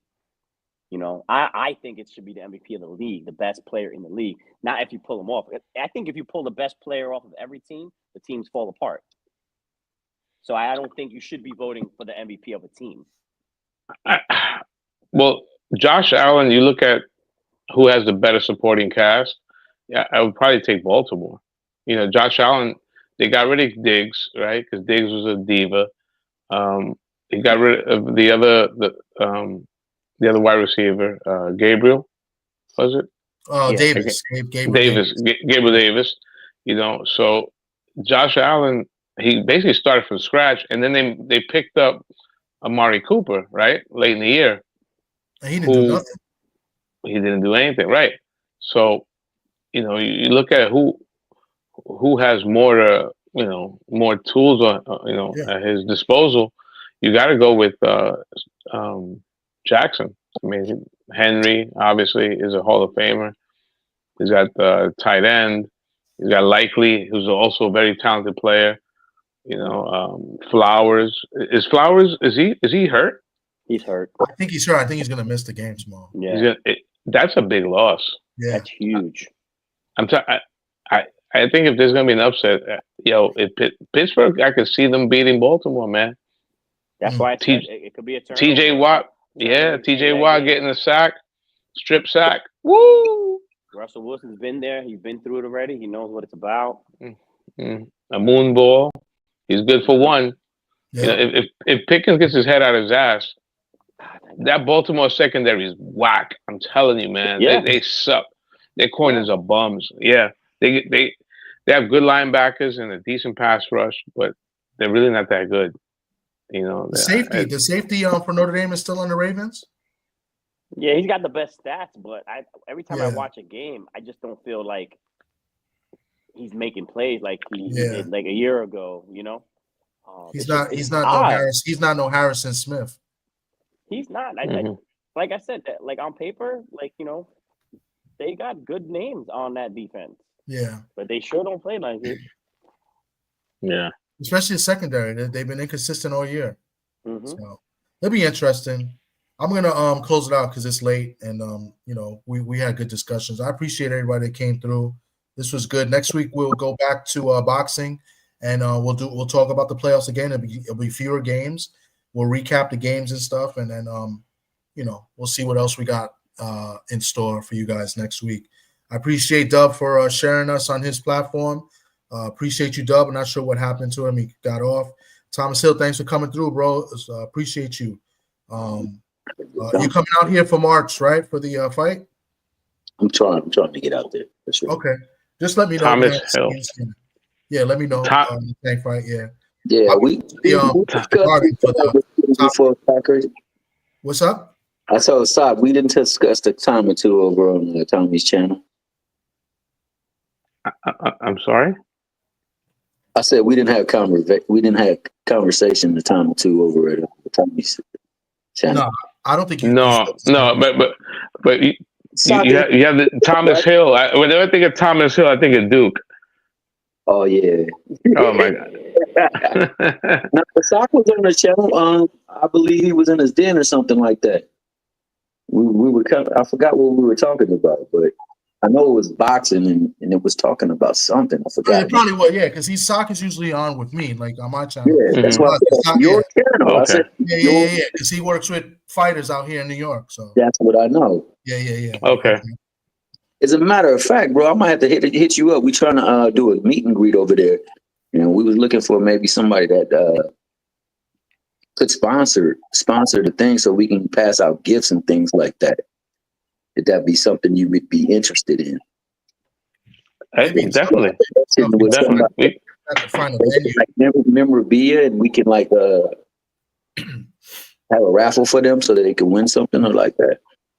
That sounds like a good idea. It sounds good. The only thing is, I tell you, like, so, you know, it's going to be in the Barclays, right? So we're in the Bronx. It's supposed to be at the Rustic. Was that the hotel? The Rustic Inn Cafe or something like that.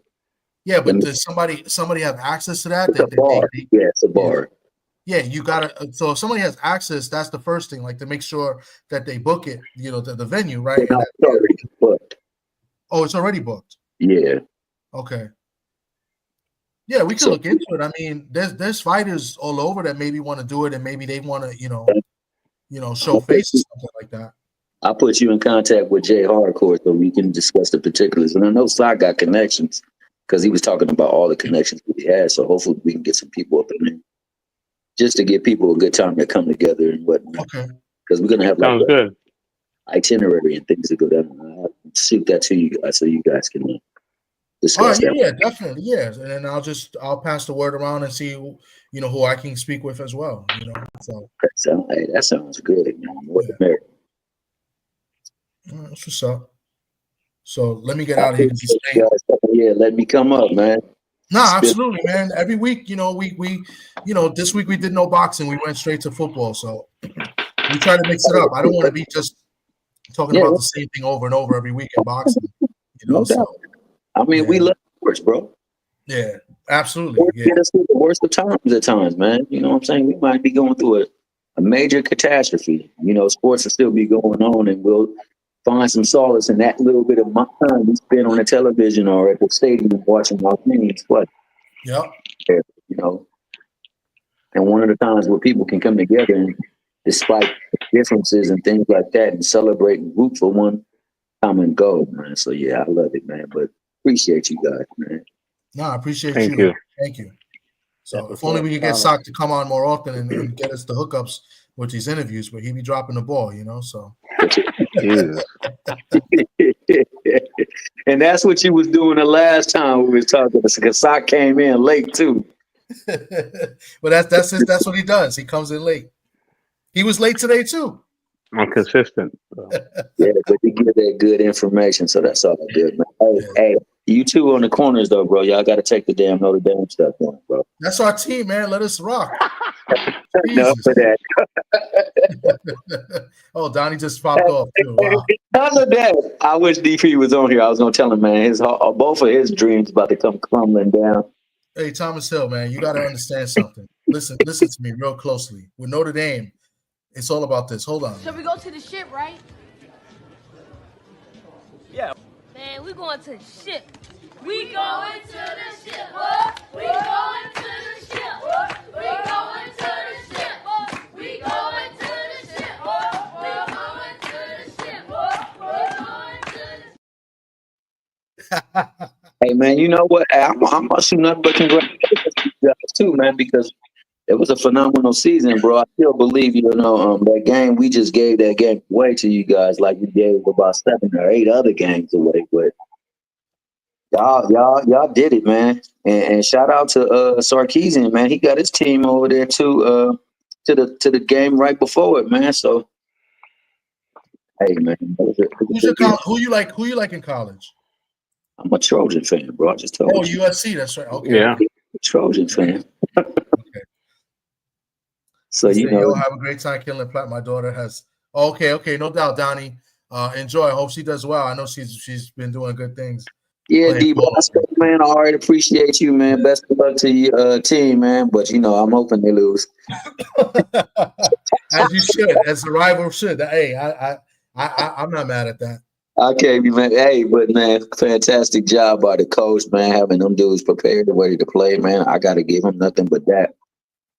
And it should be a hell of a game, bro. It should be a hell of a game. I hope, man. This man, listen, I haven't seen Notre Dame win since I was a little kid in '88. So, you know, so this is gonna mean a lot if they were to pull it off. So, yeah, that '88 team was tough, bro. Yeah. But anyway, man, you guys have a wonderful night, man. I'm not gonna keep y'all longer. And hey, be easy, man. All the best to you, Irish in the final. Absolutely. Thank you, bro. Appreciate you. Have a good night. Yeah, you too. All right. Sock. We got a week to celebrate and a week to prepare. So yeah, I didn't. When you said it, I had to look it up. I didn't realize that it's almost 2 weeks that they play on the 20th. So that's what on MLK Day. Yeah, that's crazy. But hey, I'll take that. Hopefully they get rest up. So Howard Cross is done. Like he's hurt for. Yeah, I think it's for the year. Shit. That's a huge loss because that guy's going to be playing in the NFL. Yeah, he's definitely going to get drafted at the end of the first round or early second round. Yeah, so I don't think he's going to risk that. You know, but you know, next man up, right? Yeah, that's what it's been. So he got hurt in the Indiana game, so we won without him against Penn State. So exactly, it's crazy. And Penn State runs the ball. Yeah, so. And it's crazy. So all games in the playoffs have been against the Big Ten. Yeah. Right. Yeah. Well, even in the regular season, I mean, they beat USC, they beat Purdue, they beat. There was another Big Ten team. I can't remember. USC, Purdue. No, I think he only played 2 Big Ten teams. Okay, so then they beat Penn State, Indiana. That's 4. But there's one other team, no? I don't. So they beat. So they I'm just recapping the games in my head. They played Georgia Tech, so that's ACC. They played Florida State, ACC. They played Louisville. They played Army and Navy. They played. I said Florida State. Yeah, I think it's only 2 Big Ten teams. Okay. They play Stanford. Oh, Stanford. Well, Stanford's not Big Ten. No, Stanford didn't come to the Big Ten. ACC. Yeah, Stanford. Yeah, that's right. Stanford. Yeah, those teams that went to the Big Ten were from the Pac-10. But Stanford, Stanford went to ACC. They used to. It's funny. Michigan State used to be a rival. Yeah, and they haven't played them in a while. Next year they got a tough schedule. Donnie put it up early on. He had it up. They play at Arkansas, which is tough. I think they play Boise State next year. They play at Miami. They play at Miami. I don't know. Well, Miami's gonna have a new quarterback, but still, it's still Miami. I have to see. I'm just gonna look at Notre Dame's schedule real quick because I think it was only 2 Big Ten teams. I just want to make sure. They played Texas A&M, Northern Illinois, Purdue was 1, Miami of Ohio, Louisville, Stanford, Georgia Tech, Navy, Virginia, Army, USC. Yeah, only 2 teams. So and then in the playoffs they played 2 Big Ten teams and 1 SEC team. So yeah. Next year's schedule, let me see if I can pull it up real quick. Because the schedules are always out. Hold on. Give me a second and we'll sign off. Notre Dame 2025 schedule. Because I think it's Boise State is another team, and they're pretty solid. Hold on. I'll tell you right now, my friend. They play Navy every year. Navy is like automatic every year. And USC. So they play Texas A&M again, but this time it's in Notre Dame. So this year they opened up with Texas A&M this year at Texas A&M. This year they play the next seed they play Texas A&M in Notre Dame's second game. So they open up with Miami. So at Miami. So they play Purdue. They play Arkansas, Boise State, USC, Navy, Pitt, Boston College, NC State, and Syracuse. Okay. So no Stanford this year. It's the first thing I noticed. That's okay. And Purdue, usually they play Purdue every few years too. That's in-state rivalry. So yeah. Okay. So let's see. Let's talk about Penn State quarterback is not good. No, he's not good. So they got the Penn State, that tight end is going to be a first round pick. He's a problem. Yeah, he's good. Let's talk about it. Who's that? Let's talk about it. I was thinking about the guy from Four Corners, my guy, Maniac, but I don't think Maniac has his own channel. But anyway, Sock, appreciate you, man. We'll talk later today, if anything, because it's already Saturday, and it's time to go to sleep. Have a good night. We'll see you guys. Thanks for everybody that tuned in. We'll see you on the next one. Maybe we'll do an interview this week sometime. Stay tuned and for the channel and see what's going on. I'm tired. It's time to go to sleep. Let's go, Irish. Peace.